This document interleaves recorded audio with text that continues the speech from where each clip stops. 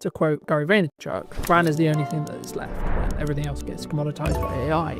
Ask yourself, do I want to or should I be doing it? Do I need to do it? Is this vital? What's the outcome? What's my why? There's a lot of questions you should be asking. When you focus on those metrics, when you focus on having a very clear vision on where I was in comparison to where I am, rather than I'm going to focus on where I am versus where you are. One of the things you can do is look to others, see in them what you want to be. Look at someone you admire, look at someone you don't, and make a checklist. For people who are concerned, right, who maybe are listening to this and going, okay, well, what do I need to do? Should they pull back? Should they not be as visible? Should they not invest? I know the feeling of this is not going to work, or this will work. What if I spend 7 days on it and then it turns into nothing? Well, at least I've done it. I've ticked that box. I'm never going to know if it works or not if I don't try. Did you know that 93% of you are not subscribed? So if you could please do me a favor and you're enjoying the show, then subscribing would mean the world to me, and it would allow me to grow the show and continue to get larger and larger guests and continue to bring what's missing in marketing today. Thank you ever so much for joining me, and I'll enjoy the episode. Hello, my friends. I hope you're well. I hope you had a fantastic day of your night. Today, we're back with what is missing in marketing today. And so I'm going to be talking to Sarah all about, I imagine, photography. But before we start, what do you think, Sarah, from your perspective, is missing in marketing today? I think a few things are missing. One of them is probably confidence. Okay. I think, and then you can split confidence into multiple things, but knowledge, knowing what marketing is and how you apply it to your business in your tone of voice, in your own strategy, in your own way. But confidence takes a while. And everybody's doing it. So you want to stand out in a crowd. I think you've just got to be you. And if anything, just be more you. The more authentic you can be, the better, which again is hard. And even then you've got to figure out how authentic do I want to be for Sarah? How authentic do I want to be for my business? How authentic do I want to be when I'm networking or on a podcast? Or because I can be crazy. Catch me on a Friday night with 10 margaritas, you will not recognize me. I don't want to put that into my business, although technically it kind of is now, but it's a part of your personality, right? So yeah, confidence, authenticity, I think, are two things I really focus on. Do you think people struggle to be authentic? Like, obviously, I think everyone knows, like, I know what my, quote, authentic self is, right? But I think the challenge can come when it's actually putting yourself out there, right? I imagine a lot of the people who we work with and talk to are in the first stages of putting themselves out there, whether it's through photography or video or both. Is that a struggle, do you think? I think so. I think you've either naturally got the pizzazz or the no filter to just go out there and be yourself, and be truly yourself and not be what the world wants you to be. I can speak from a woman's point of view in a predominantly male industry, and other careers that I've had. You do have to stand taller and on your tiptoes, and you do have to shout louder, and you do have to talk about golf and boobs and whatever else it might be that some men like to talk about just to get their attention. Is that who I want to be? No. And so it takes a little bit more focus. A therapist said to me a few years ago when I was a bit lost and I felt like an open nerve just walking through the world. I asked her, how do I know who I want to be? I didn't have my walls anymore. I'd kind of broken those down. And so she said, one of the things you can do is look to others and see in them what you want to be.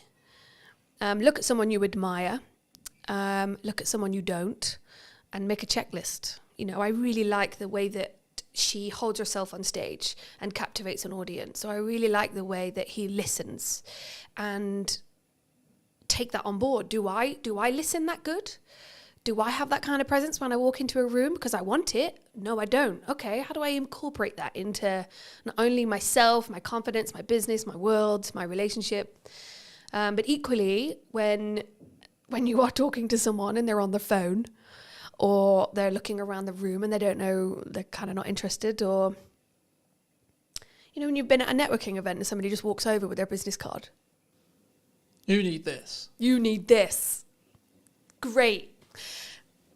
It's gone in the bin. Yeah, I don't want that. And so taking note of these things, and it's the same with business, right? I mean, if you look at your competitor and you feel a little bit jealous, okay, well, what have they got that I don't? How can I make that my own? When I look at someone whose personal brand is on point, and they've absolutely nailed their marketing, then what have they got that I don't have that I can twist in and make it my own? So yeah, I think people struggle. But there are ways around that to really incorporate that in their business. I think it needs to be personal though, because I think if you just look externally at what's trending, at what's the thing to do, right? Oh, this is what all the other photographers are doing. This is what all the other video people are doing. This is what all the other masters are doing. Then I think you would just become an ex-client or a client that I've worked with a couple of years, like you'll be in the sea of sameness. Because, and something I've always done is say, well, maybe this isn't on trend, or maybe this isn't like the thing to say or the thing to do, but it is authentically me. I would say that even if the camera wasn't rolling, I would say that. And we were talking about, as I was setting up, about like, what's the difference between me on camera and what's the difference between me off camera. This is the first time we've met, but hopefully if you talk to people who have known me for a long time, they'll tell you, well, yeah, there's obviously some differences and maybe I'm a bit more hyped up and a bit more animated, but the core, I would hope, is the same or the same. Core values, right?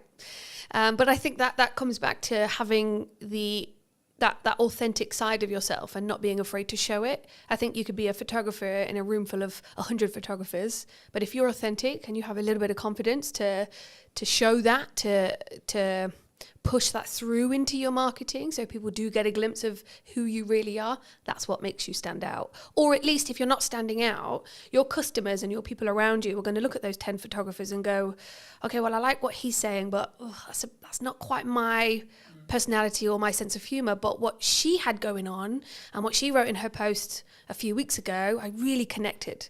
And that post would have come from some form of authenticity inside, or having the confidence to post about that. I think that's how you stand out. It's just by being more you. I think sometimes we struggle though. We do. I know I did for a very long time. Oh yeah, couldn't agree about more. Like all this post, or I'm not sure. How do you go through that self-discovery, do you think? And or have you gone through that self-discovery yourself with like, what is okay for me to post? What is, quote, authentic me? Do you know what? That's a really good question. And I would say that I still struggle with that. And I think little tips like looking at others and seeing what they're doing can be a motivator. But one of the biggest things this last, I only relaunched 6 months ago. So the last 6 months, but also the last year and a half, I have gathered a group of women around me that are a reflection of what I'm doing or who I am. And I'll hear them say, I loved what you said. Or I might have something and I'll go, not quite sure about this. Does that sound like me? And so I think having the right people around you, there's a saying or a quote that you are a reflection of. You're the sum of the 5 people you spend the most time with. And I love that. And I couldn't agree more. I think having the right people around you helps you find your voice alongside ChatGPT. We'll get onto that. But also it reflects it back to you, right? I think test the lines as well. Don't be scared to put something out that you think is a little bit risque or I'm dyslexic. So for me to sit there and write 10 posts is almost, it's impossible for me. And so that's how I use ChatGPT. I will write the keywords, the kind of essence that I want to go into my post, and it will come back to me. And it will be too salesy and it will be too cheesy. And I'll tell it, no, I don't want it to be salesy. I don't want cheesy. I want more personality. I want it to be daring, a little bit more bold. And then I'll get it and I'll go, okay, cool. Then I'll change it and I'll add more of me into that. But I haven't yet pushed my boundaries of how far I can go with my own marketing and my own voice. I think that's on my to-do list for sure. Something that I found really interesting was the last couple of years, like since the rebrand of the show and since like really pushing the show again, a lot of people have been saying to me, AI is going to take our jobs, right? AI is going to, the world is over. We're all out of, like, especially in the creative industry, like James, who in space we're sat in today, he said, we've been talking about it for ages, about it's kind of the creative industry that happens to be targeted by AI at the moment for whatever reason. But for me, to quote Gary Vaynerchuk, brand is the only thing that is left when everything else gets commoditized by AI. But the crux, and I'll use the analogy I've used in multiple shows, but you need to sharpen the knife and then use it. So you're still using it yourself. And that's kind of what you were describing there about, like, not just getting it to write your post. Yes, technically it's writing your post, but actually what you're doing is you're nurturing the AI to know what your tone is, and then the tonality will be the same. I think sometimes people feel like that's cheating, though. Do you especially as maybe a dyslexic, because we're both dyslexics, and I think it's not for me. I think if you've got some setbacks, some hold-ups, if everybody has a day where they're just blank, they've got brain fog, they've got a blank piece of paper in front of them and nothing's coming out, writer's block. I think if you had writer's block and you are an author and you go to chat and you say, I'm having writer's block, ask me 10 questions to get my juices flowing. Yeah, all right, I'm going to keep using it. I think use it to benefit you and your business, or your relationship, whatever it might be, but don't let it take over your brain. We don't want to dumb ourselves. I think if anything, it helps me find my voice, because when it does come back with something that I don't like, I'm not going to use it. But it does help me, especially being or having dyslexia. Or if I'm writing anything, words, I mean, that is why copywriters make such a good living. If you want more of a personalized experience and you want to actually sit with a human to really connect and get that story out of you, then go sit with a copywriter, go sit with an author. I think that human to human connection, that's never going to die. I think we're going to go for a phase of, yes, everything's AI, but there's never been a truer saying that people buy from people, right? I think that's also something that is filtered throughout my business for sure. No, I think that's really important. And I've seen kind of a step up. It was always there, especially after COVID. In-person events, people want to come in person. Like if I just look statistically, the show up rate for in-person podcast filming is going to be infinitely higher than on Zoom, right? But I also think even if you're not doing a high level of production, which is one of the reasons why I do it, I think you have a different energy. Yeah. And I think, for some interviews, it makes more sense to me to do Zoom, right? If I'm speaking to someone in America, Canada, Midlands, etc., it makes more sense. But wherever possible, if I can do in person, and the business can, at least for the short term or midterm, pay for the podcast to exist, and it still gives me the marketing collateral, which means it's a justified, worthy spend, then actually it can be the bloodline or the flow or the pipeline filler or whatever you want to describe it as. I mean, you're obviously a strong photographer, I would say, from what I've seen and etc. Why does someone, because people have talked to me about, they're concerned about where the economy is going, which seems to be the age-old analogy for as long as I've been in business. Everyone's like, this. There's this government change, there's this coming, etc. So I sort of semi-ignore it because I'm like, there's always something. But for people who are concerned, right, who maybe are listening to this and going, okay, well, what do I need to do? Should they pull back? Should they not be as visible? Should they not invest? And should they not, work with the photographer, work with the marketing team, work with etc.? I mean, what would your view be on it? I'm a big fan of adapting. I did grow up with 10 boy cousins, so I had no choice but to adapt, being the youngest. I have a huge family, and it taught me that whatever scenario you're put in, adapt.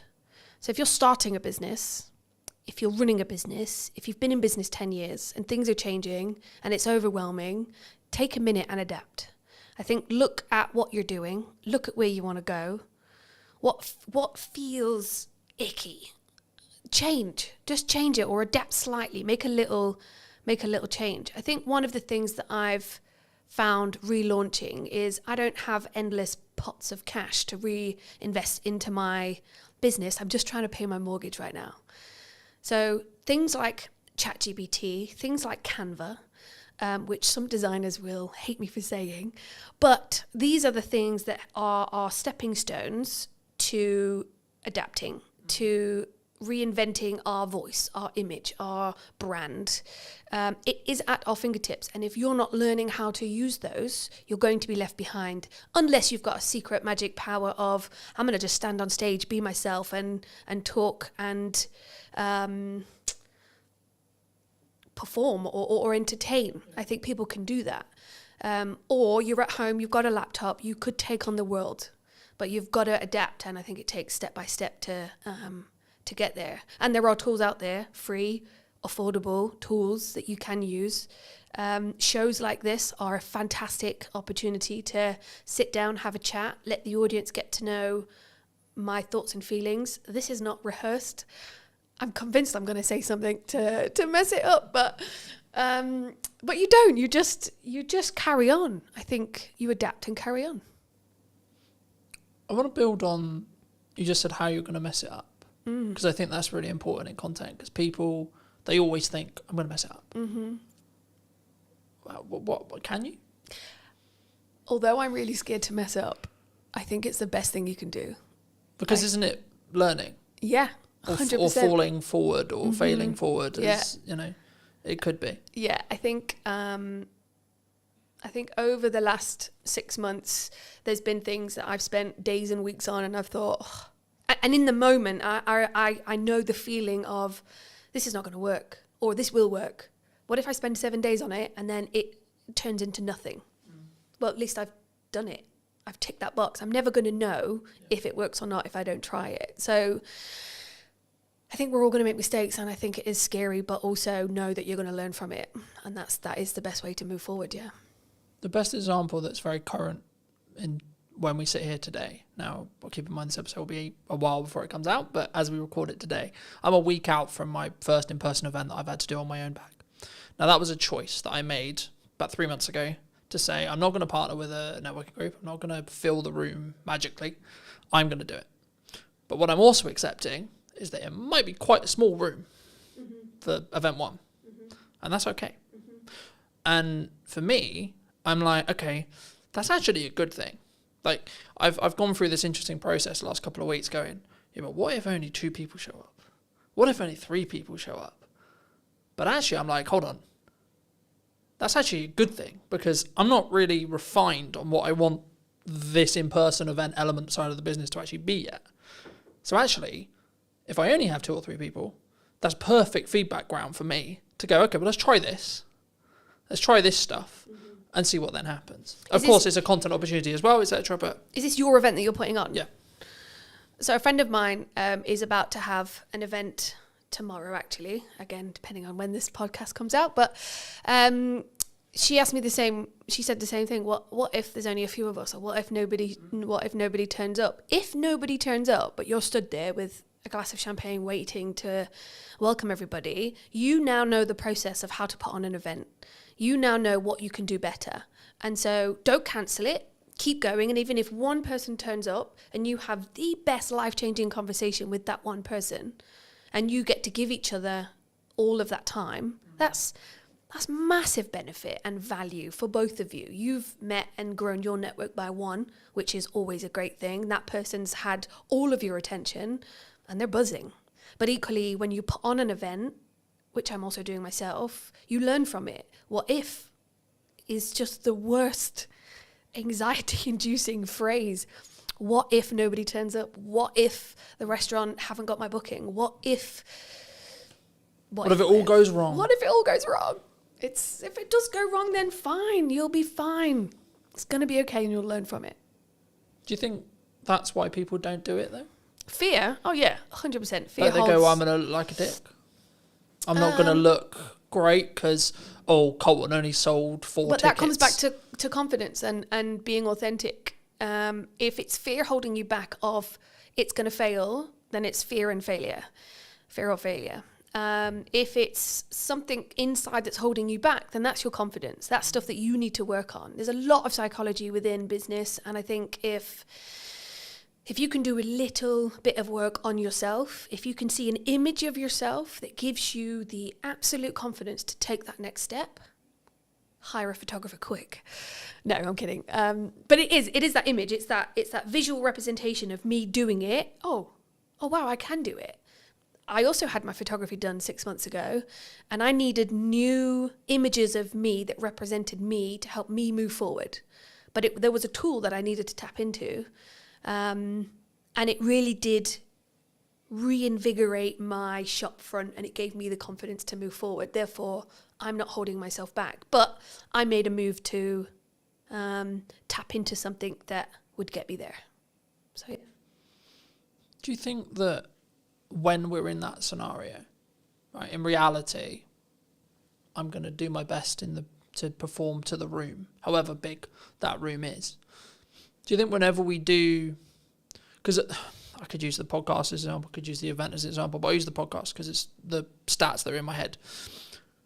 The number of podcasts that get beyond episode 10 is like 25% or so, okay, right? But that, by proxy, means if you're episode 10, episode 11, episode 12, 14, 15, 16, so on, the odds of each episode after that puts you in higher and higher and higher and higher and higher percentage as a whole. And I think we don't look at the averages, right? Like if you look at money, right, the figures that show that if someone is hit by a £300 bill unexpectedly, the majority can't pay or have to go into debt to pay that bill. Mm-hmm. And I think it's the same. And I think that can be the paralysis of, well, this is why I'm not going to do the event. Because if I don't do the event or I don't launch the podcast, I don't have to be okay with it's only going to go get 5 views. It's only going to be 2 people. It's only going to be in the same way. I don't have to be okay. I don't have to see myself on camera. Yeah, but then controversially, you just shouldn't be in business. I mean, if you're worried that only 2 people are going to turn up, or if you're worried that I am going to fail and you're going to let that hold you back, then you're not a business.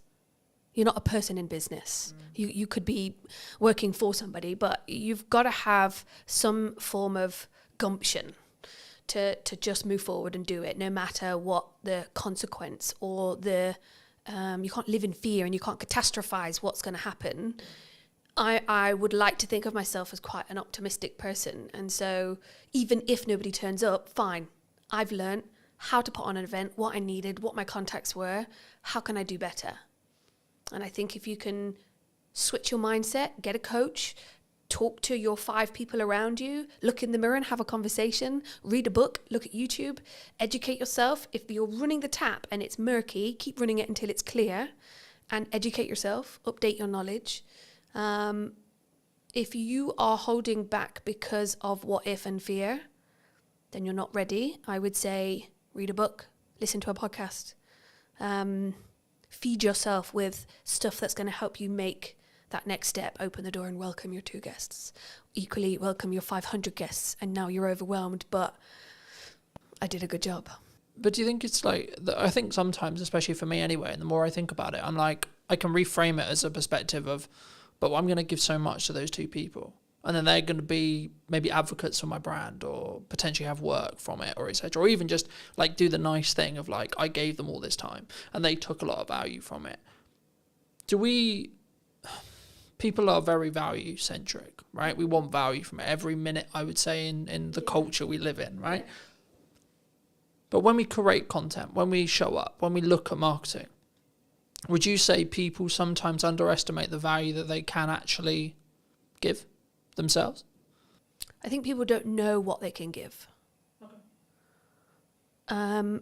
I've created a networking group called The Huddle, and I've done a lot of networking myself. And I've been to events that were well marketed, very well marketed. And then I've gone and it wasn't that good. Great marketing, but the execution of the event, not so good. Same with anything. That deodorant was very vibrantly marketed straight directly to me. I bought it. It's actually not that good. I think you've got to do your research. I think you've got to ask questions. I think you've got to put in systems and processes. Dare I say those two terms, but everybody needs a system and a process to put in place. Ask the question, what is the value? I mean, if it's a networking for the huddle, I asked a friend of mine, Chris, what would be the value? What would make this event worth shouting about? And not only did I ask questions before the event, but I also sent a questionnaire after the event. What did you think? How did it compare? What was missing? All of that kind of stuff. Because even if 2 people do show up or 500, you've got data. Data is another tool to sprinkle on your next event, to give you the confidence to go. Because another thing is direction, right? If I'm not giving value, if I'm not taking that next step, is that because you don't have direction? Is that because you don't have, what's the word I'm thinking of? I would say it's conviction. I don't want to put words in your mouth, but I would say it's conviction. So I'm convicted to the event happening regardless of who shows up. Even if it's an empty room, I'll still give the presentation because I'm filming it as if it's 2 people, 5 people, 10 people, 15 people, 100 people, I'll show up the same. So I have the conviction to be able to come forward and say, I know my shit, I'm proud of my shit, and this is what I can offer. Yeah, I think conviction definitely plays a huge part. I think the word I was looking for is something to do with seeing where you want to go and what's your why. So at the end of this campaign, at the end of this event, at the end of your marketing XYZ, what does good look like? And then work backwards. That's always a really good way to do it as well. I think conviction helps get the job done, but you've got to have a vision. You've got to have a why. Why is, you've got to have a, why am I doing this? Why am I putting on this event? Why am I posting this? And that's probably another thing that's missing from marketing is your why. I think Simon Sinek, I think he puts it really well. And 6 months ago I was watching his YouTube videos online. Like, why the hell am I doing this? I've got a mortgage to pay and I'm going self-employed. This is not what I had in mind. But you've got to ask yourself why, how. Yes, have the conviction. Be more you. And just have you can still be a shy person and put something on great. But have that little bit of confidence in yourself to go, I can do this. And if not, just lie to yourself for the first one and then get over it.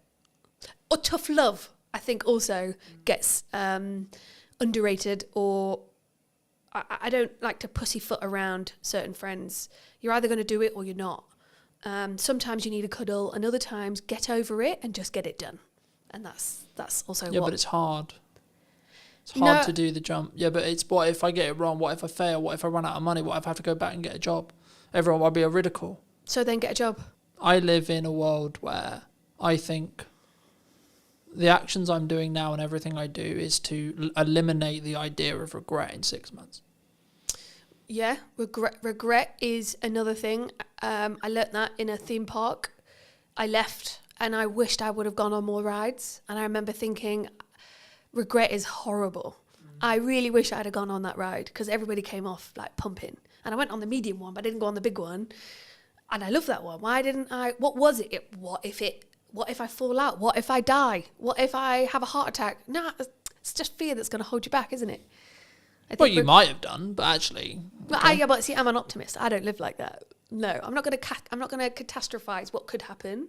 I'm going to almost manifest, or at least try and be. Of course, I want to sit here and say that I live in a happy-go-lucky kind of life, but of course, every single day I wake up and I go, "What am I doing?" Or "What do I do next?" Or "What is my direction?" I have to remind myself of what I wrote down 6 months ago. I have to sit round a table full of my friends and colleagues where we just we help each other get through the day. Yeah, it's hard. Of course it's hard. And it's scary. And you just need the right mindset, the right people, and the right tools to get it done. Is there a perfect time? For what? Whatever someone's looking to do. launch a podcast, do the event, go full time, bridge that thing from a hobbyist the hobby that pays me to then actually it's my full-fledged business, it's my only career, etc. It's the thing I'm currently doing to make that leap. Is there a perfect time for that? I'm not sure. I think no. I don't think there's a perfect time. I think there's a circumstance. I think if you're in the right circumstance, the right environment, the right headspace, go for it.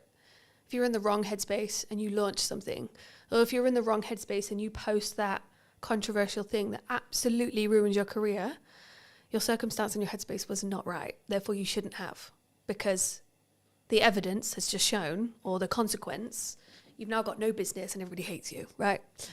But if you're in the right headspace, environment is a huge thing as well, then yeah, do it. If it's just a little bit of fear, if it's just a what if, do it. Do it anyway. Should we lean into our emotions are on our sleeve sometimes in public posts? Because that's what came to mind when you said this career destroying post. That's what came to mind. Emotions are interesting. I photograph emotions on a daily basis. If you're going to bitch and whine about how bad your life is, nobody wants to hear that. Equally, if that person is crying out for help and an ear, then maybe one or two people will lean into that and help that person. But we've all got our shit going on day to day. And I don't think we've always got the capacity to help mollycoddle that person. That person might need a hug. They might just need some tough love. Equally, I'm not reading that post, or I'm not clicking on that link, or whatever it might be. But I do think that another thing missing from marketing is emotion. Yes. But emotion is huge, right? I'm not saying... Because I think some people, they struggle to be vulnerable. And of course it's within context, right? Mm-hmm. It's, I've healed from this thing. Personally, my yardstick on it is if you're still healing from something, no, it should not be on social media. Not at all. Because you don't have the ability to rationalise it and contextualise the story properly yet. But if you have healed from it, and you're trying to tell it as a telling story that has a purpose, whether that's I want to show who I am, or this is a story and this is how I overcame it, then yes, I think you should. But also I think it should lean into the first topic we discussed, which is that authentic to you? So I've been doing some work with Serena Mann. She's a public speaking coach. She's really good at that. She's really good at sitting down with you and your story and going, well, that sounds a bit too personal. We can still touch on it. We can reword it. It's good to talk or touch on that, but let's not delve into that bit because that's crossing a line. But equally, you've got to ask yourself, how much of my personal story do I want to put out there? I think sometimes it's good to touch on something, tweak it, to make it a story, to make it listenable. I think, again, it comes back to those people around you or having a coach. What is your story? What are you wanting to get out there? And soundboarding it, sound checking it with those people around you. Is it within my marketing brand guidelines, if anybody's even got those anymore? But do you think that can go too far, though? Because I think some people will maybe listen to that. Story. But I think in general, I think people will maybe say or listen to this and say, well, I had this really good post idea, had this really cool story, or I had this really cool thing I overcame last year, but it doesn't fit in the box of my brand guidelines. Who built those brand guidelines? Because if that was what you did in a moment of clarity and it doesn't fit, then assess it in that moment. I think if you're going way beyond what you're supposed to be talking about within your brand, yeah, that's when you should probably sound check it with someone you trust that also understands your brand. But equally, this is where the authenticity comes in, right? One day you're feeling like absolute crap, and the next day you're on top of the world. Which day do I talk about? I don't feel comfortable yet enough to talk about my low, down, dark days, but I have them. Equally, when I am feeling on top of the world, I kind of feel like I'm gloating a little bit. So I almost don't want to talk about those days either. So that's where you kind of balance out and go, well, what is my story? What do I want to talk about? And why do brand guidelines even exist? Or those 5 people around you? I think, again, it just comes back to your why. What are you trying to do? What do you want to get back? Are you doing it to just get a reaction or some attention? Or are you doing it to be authentic and stand out in a crowd? Then yeah, go for it. But something that jumped to mind, so I'll mention it. I, at the time of recording last week, recorded an episode with Ravi. He's a communication coach. Okay. And he talked about, in that episode, and with me privately afterwards and before, that you can have seasons, right? And you have seasons in your life. You have seasons where you have a specific focus. You have specific seasons where that's my North Star on success. Mm-hmm. And I think, building off what you were just discussing, I think that's the key. I think it's about understanding where you are and what season you're in, right? So does it involve, or the story you're trying to tell, does it add to that season, that objective of that season, or not? And if it's not, then maybe save it, or maybe don't use it in the context you were initially thinking, and say, okay, well, I may come back to that and contextualize it some other way when the timing feels right. But also don't use, in my view at least, don't use that as a crutch to say, well, that's why I'm not going to do it. No, and I think, if you're going to build yourself a box, I wouldn't necessarily stick within it. I think it's okay to push those boundaries. But equally, you've just mentioned something that I'd never thought about putting into my marketing plan of seasons. Not at all. So actually, now watching this podcast back, somebody might go, actually, I do find that I have seasons, but that's because they've gone out of their way to watch a podcast and somebody's mentioned seasons and they go, actually, last month was really good. This month's not so much. That month's about this and that and so on. So yeah, I think have your seasons, have your strategy, try to stick with it. But if you feel really strongly that I want to talk about this, or actually I've got a new idea and I know this is going to be the thing that skyrockets my visibility or my business, then yeah, run with it. I don't think there should be, I think you need healthy boundaries, but when you put things in place that stop you taking that next step, yeah, that's something to be mindful of. For me, something which completely changed my marketing as a whole was actually limiting what I'm allowing myself to market, but also doing it in 3-month chunks. So 3-month chunks. So I talked about the event earlier. Mm-hmm. The event marketing stopped about a month ago at the time of recording. The event's next week. Okay. Now, some people would say, wow, your priorities have changed. Wow, the event's going to get cancelled, etc. No, the marketing did the job I needed it to do to get me to the point where I'm doing the event. Cool. But now I'm focusing on other things. And for me, I mostly took this from Alex Emosi, but again, you can take it from other people as well. I only allow myself 2, maximum 3 things per quarter to talk about. For as long as I have a podcast in the current format, one of those things will be the podcast. At the moment, at the time of recording, it's also Christmas. Now, to give the audience some context, we're recording this at the first week of September. So people are like, why are you focusing on Christmas? Well, Q4 is when Christmas matters. But for me to be able to get the work, I need to market it before the decision makers have made the decision about Christmas. Mm-hmm. That's September. That's not October, November.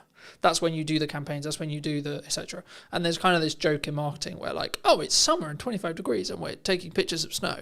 And it's quite funny, I think, for me. But when I made that decision, I made it maybe 6 months ago, it completely changed how I look at marketing, but then also the results that I get. Not short term, not, oh, this clip went viral, but the focus I can give during that time. Mm-hmm. And it's not to say, oh, I don't have other like ideas or I don't have other concepts. It's like, no, that will come in time, right? You can give it to the next quarter.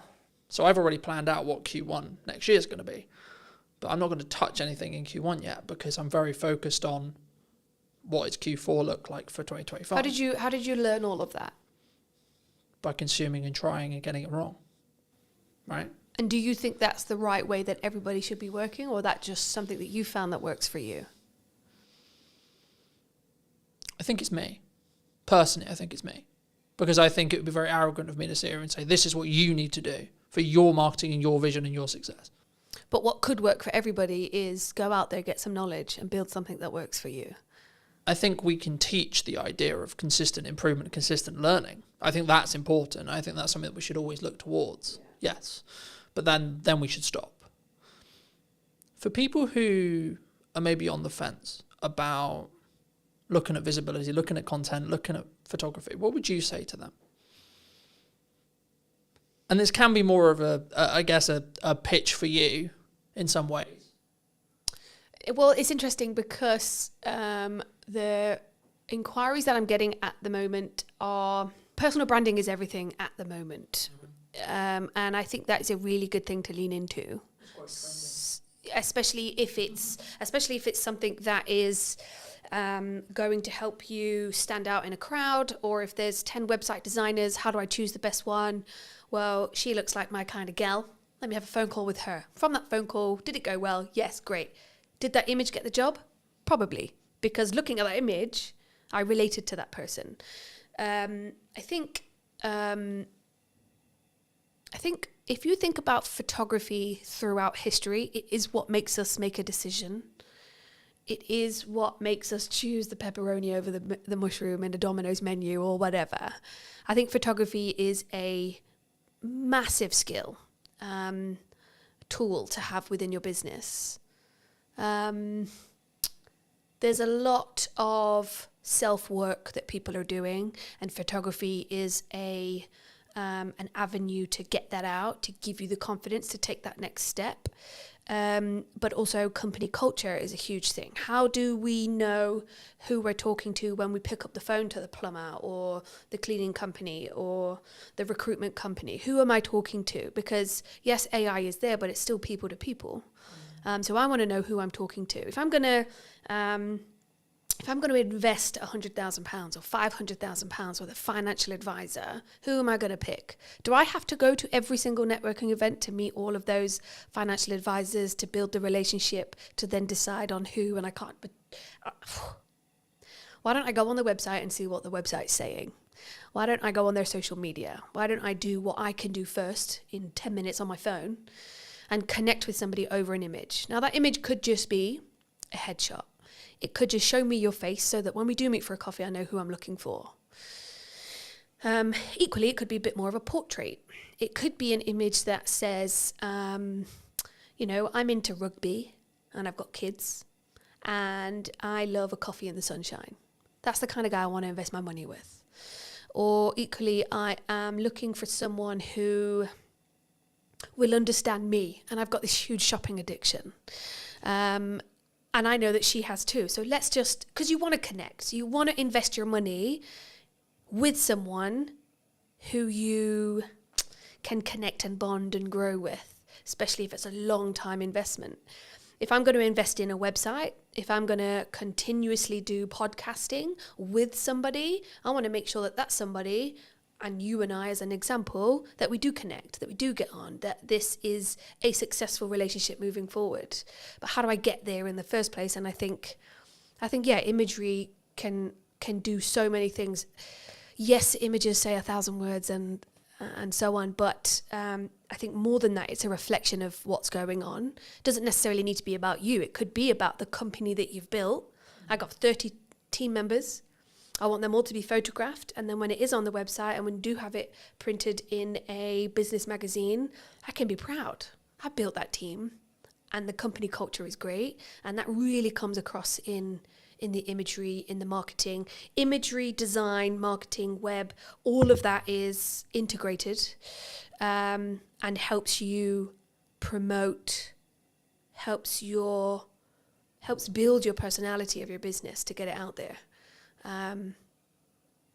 Or you have the same image on your LinkedIn that you had 10 years ago sitting on a beach with a cocktail. One or the other, I'd say. If someone is looking for a marketer, videographer, cleaner, plumber, etc., but especially when you look at brand or either brand work or marketing work, like what they're actually going to be doing, do you think it's specifically about the person and making sure that I connect with you and that's why I'm going to hire you as a photographer? Do you think? I can't speak for everybody else, but that's how I do it. I do have a plumbing company that I use, JPS. I've got a relationship with Jamie, so I will go to him. I've got his number in my phone and I will call him. Have you got anybody that can come out? My boiler's just broke. I wouldn't pick up the phone and call. I wouldn't Google if I already know that Jamie's my go-to guy. Equally, I do have a videographer that I go to regularly. I'm not going to Google that if I've already got that contact. So I've built that relationship with those people that will help me maintain my little black book, that will be there in a pinch when I need help. And equally, I'd hope that they've got my number saved when they need a bev at 5 o'clock or a game of shuffleboard down at the Dell. Or maybe they need their whole team photographing and I'm their go-to gal. So, but I guess I've spent the time building relationships over the last 4 years with local business owners, and there are lots of other photographers out there, of which I have also used. So I think collaborating and, again, showing who you really are, making those connections, helps you build a network, which helps you build your business. Are you locked into those people forever, though? Do you think? No, and I don't think that those people would be offended if I went elsewhere. If, as an example, Jamie was really busy, then yeah, I'd either say, well, is there anybody else you'd recommend? Or I'd go, yeah, to my girl group. Has anybody got a plumber I can use? Or then I'd go to Google. If I'm looking for something more personal, maybe a product, maybe a restaurant, maybe a holiday destination, I'm going to Instagram, and I'm going to type in what I'm looking for, and I want to see visually what it is I'm going to pick, buy, and so on. What credibility is behind those images? What are people saying? What's their Google rating? What's Trustpilot saying? On my group chats, has anybody been to this restaurant? And so it's that feedback that you get from people that helps you make that decision. So yeah, I think relationship building gets you where you want to go, helps you build you as well. Photography is a tool that helps you capture who you really are, what the product really looks like. If you can look at an image and go, my God, I can almost smell that. Is that the person that put the flowers next to the candle? Or is it the photographer directing, or the creative director? Like, there's a whole team of collaboration that puts an image together that helps you portray a person. Or, I mean, straight into my head, I've just got Coca-Cola, not the can, and not a branded glass, but it is a clear glass with just Coke streaming into it and it's all fizzy. We instantly go, Coca-Cola, I'm thirsty and I want a Coke Zero. Yeah, I'm going to go get that. But it was an image that helped me salivate and want a can of Coke or a burger or whatever it might be. So yeah, I think it's powerful. Do you think that's why, like for me, whenever all I get from that feedback is like, you have to front load your marketing 3 to maybe 6 months before you want the action? And I think that's sometimes what people get wrong, especially when you're starting out. I think I know I was privy to it as well. You didn't, in my early years, I didn't financially plan well enough so that I knew I had 3 months worth of runway. So actually I can see the problem 3 months out. Or I didn't specifically focus on my marketing, so it was maybe a bit more scattergun than it should have been.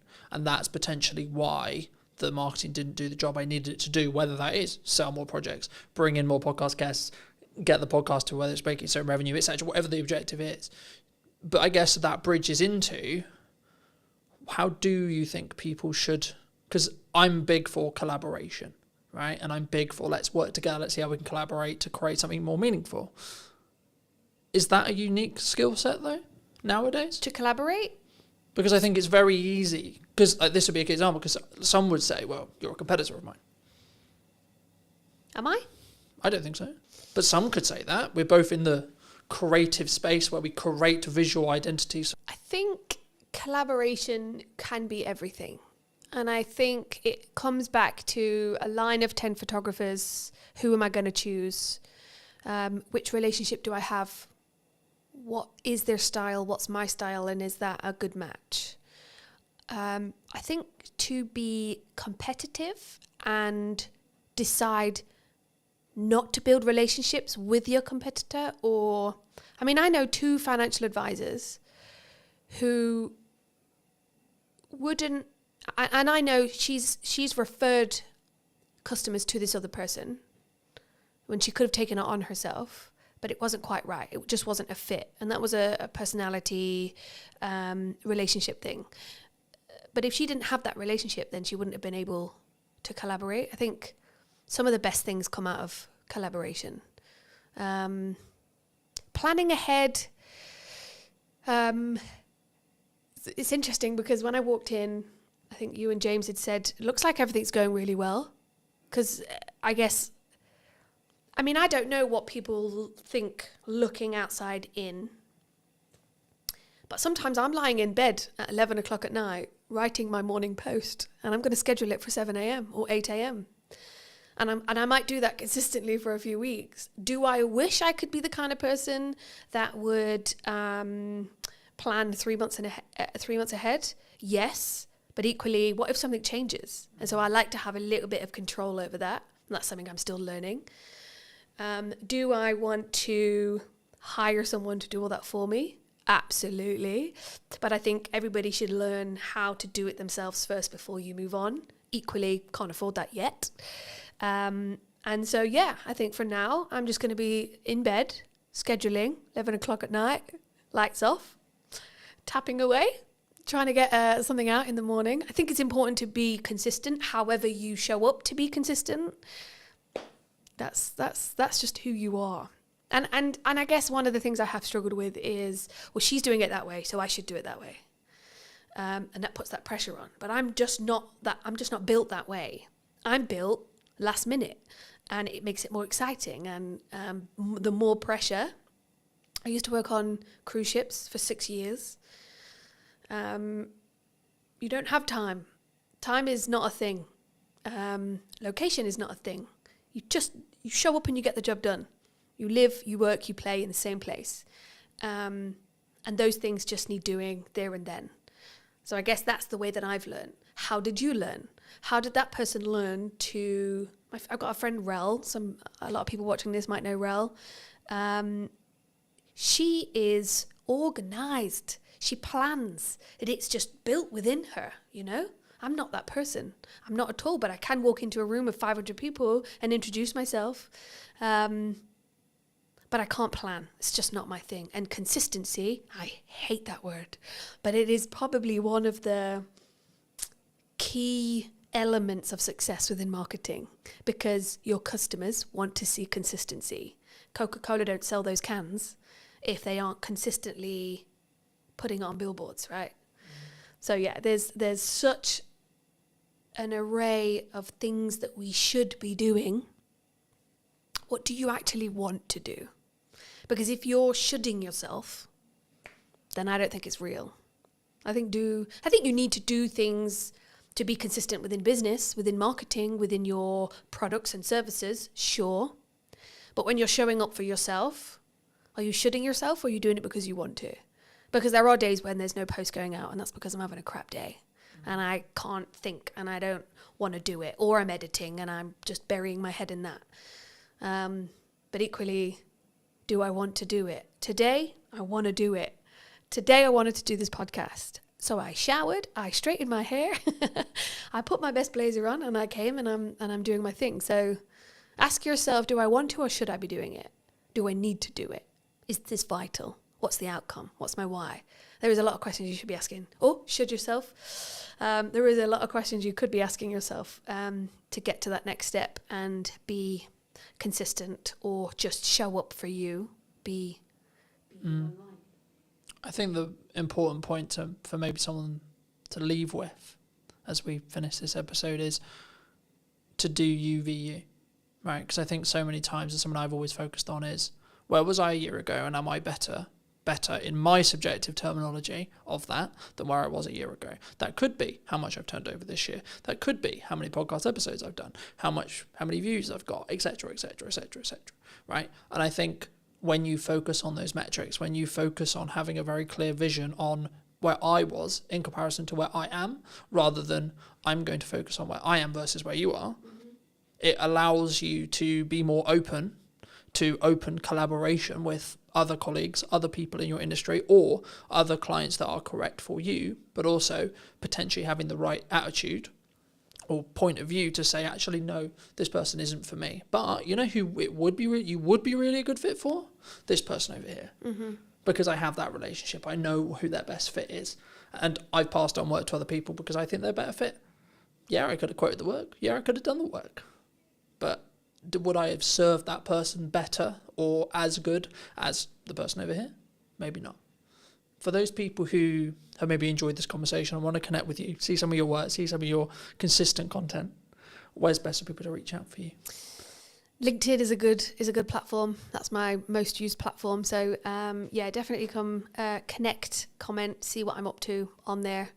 And I'm always happy to have a chat, a coffee, or you will catch me at the Dell on the shuffleboard. So yeah, come down and say hi. Thanks so much for the time. And if you were going to speak to you 10 years ago, what advice would you give that person? Ooh. 10 years ago, I just left ships and I thought I could do business and I couldn't. Educate myself. Surround yourself with those that you want to learn from is what I would say. Thank you so much for the time. Thank you very much. And if you did enjoy this episode and you would like to see more like it, I'd love to hear what you think in the comment section down below. And why not be subscribed so you do not miss next week, where I'll be back with what is missing in marketing today. Thank you ever so much for coming back and joining me, and I'll see you very, very soon. My biggest performing posts on LinkedIn are all selfies or photos of me doing something mainly not related to the business. What do you think is missing in marketing right now? What do you think people could be doing, should be doing, that they're maybe not doing? The thing they are missing in marketing is consistency, which I think can be really, really key. How consistently should someone be writing a blog on a website? So we say it's really good if you can do it once a month as a minimum. Do people need video on their website? I really hate it when I go to a website and on the homepage I see that this person's got a video and I can see it's them, they're going to be talking to camera. It's not well scripted, or maybe not even scripted at all, not well thought through. They don't seem confident. And then you're going, why have you put this on your homepage? Because this is doing nothing for you or your business. Did you know that 93% of you are not subscribed? So if you could please do me a favor and you're enjoying the show, then subscribing would mean the world to me, and it would allow me to grow the show and continue to get larger and larger guests and continue to bring what's missing in marketing today. Thank you ever so much for joining me, and I'll enjoy the episode. Hello, my friends. I hope you're well. I hope you had a good day, evening, or night, wherever you are. Today, we're going to be talking all things websites, and I imagine some technical marketing stuff. Welcome to the show. Thank you very much. I'm good, thank you. For those who don't know you, I am. What do you do? I'm Jude Wharton. I am one half of Ready Steady Websites, and yeah, I run a web design and branding company. That is what I do. It's a very interesting space, as we were alluding to while James was helping set up. Do you think your space is going to change in the next 5 years? I'll start there. I think inevitably a lot of spaces are going to change over the next 5 years. I think we thought it might have changed more than it has done already by now. I think we saw, the rise of AI website builders, and obviously you could get a website out there just like that, absolutely free, content written for you, images put in, when you've just said, I want a website for a nutritional therapist based in Hampshire. But in reality, it hasn't happened, and I think there's a number of reasons for that. I think the first is that those small business owners who are completely outside of the tech world, they're not tech savvy, they don't want to deal with it themselves, they don't want to have to think about any of it themselves. They're not wanting to use it. They're not there. They're not ready for that yet. And so they still want people who can be there to help them and support them. And they want copy that's written specifically for them and images that are them working with their clients. And so it hasn't taken off, which I'm very glad about. But I do think that as time goes on, people are going to get more and more used to using AI in lots of different areas of their life. As we go through different generations, people are going to come out of school so much more tech savvy. I've got a 14-year-old son, my eldest son, he's doing work for us this summer, and he is insanely quick and knows what he's doing, because he is taught it now, like in a way that we weren't. I mean, so I came out of school and there were web designers weren't a thing, so things move really quickly, obviously. So I think as time goes on, yeah, people will just be doing this stuff themselves because it will be so easy for them. But right now, not seeing it affecting us at the moment. How are you looking at that from a business point of view then? I think we are using AI. Like, it's great for speeding up coding most of the time. Sometimes, it goes off in its own little world and you're like, I did not ask you to do that. Why have you thrown that in? But I wanted to add a unicorn onto the page, Yeah, okay? no, So I exactly. I just like unicorns. Yeah. I don't care what your prompt was. I'm going to add a unicorn. My husband, who is my business partner, he was using it to speed up some code the other day, and then it was going mad in a way that it hadn't done for him before. And he described it so brilliantly as, it's like when you've got a toddler with you and suddenly you look up and this toddler was playing calmly and happily on the floor, but they're at the top of a bookcase pouring paint everywhere, and there wasn't even a bookcase there to start off with. Like, that is what AI is like sometimes. It will just kind of go and do that. And that's reassuring to me at the moment, because it means that Chris, being a coder, he can use it to speed up his code, and he knows when it's gone wrong. Whereas you can't just have any old person using it to create code and do things, because they won't know when it's gone wrong and they won't know how to sort it out when it's not working. So that's reassuring for me that it's not there yet. It will be, because the more people who are using it to do this stuff, the more it's learning. But yeah, so we are using it to speed things up. I think we'd be silly not to be keeping an eye on it, not to looking at what's possible with it. But I'm not worried at the moment. Cool. Where does it's mostly a marketing show. Where does a website sit right now in marketing, do you think? I think a website's key to sort of being the sort of centre point of where all your marketing's pointed to, really. I think it can be used as a marketing tool in its own right if you've got it working really well from a search engine optimization point of view, and it will just be bringing the traffic to you, especially if you are adding the right content to it regularly, like you're doing stuff like this but you're putting it on your website as a blog post. You've got those things attracting new people to your website, so it can be sort of part of your outreach marketing. But on the whole, I really see a website as being there as the place that you send all of your outreach stuff to, whether that's you've met people through networking, whether it is you're doing podcasts, you've got your social media content, you've got printed, actual physical marketing materials out there. Because so many people want to see that you are a real, genuine, can be trusted business. And, back in the day when people had offices and shop fronts, that did that for you. Like, that was, you were there on the high street and people could see that you were real and genuine. But most businesses don't have that. Your website is a replacement for that. And I've seen various statistics and the percentages vary.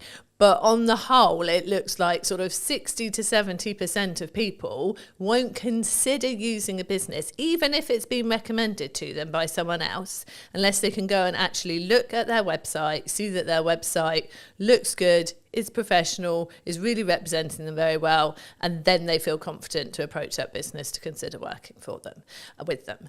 And so I think that's why it's so important. Like, your website just gives you that credibility, and is a really important part of your marketing to actually get people to want to talk to you and consider working with you.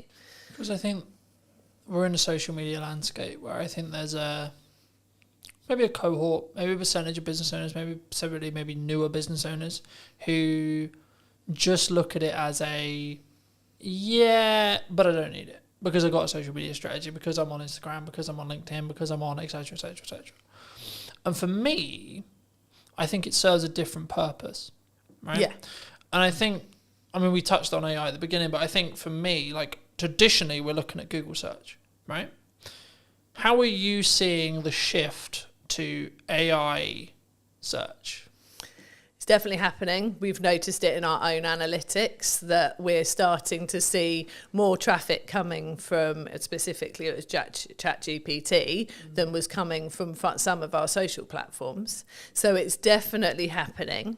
I feel like, though, it's people, I don't think they're putting in, I'm looking for a fantastic web company in Hampshire. I think they're actually going, have you heard about Ready Steady websites? I think they're naming us to find us from the research that we've done. So it's people putting it into ChatGPT. Do you think it's more of a proof of concept at this point? Yeah. Okay. Yeah, I think it's people testing it, putting it into ChatGPT rather than chucking it into Google, and they're just putting the same thing as they would in there.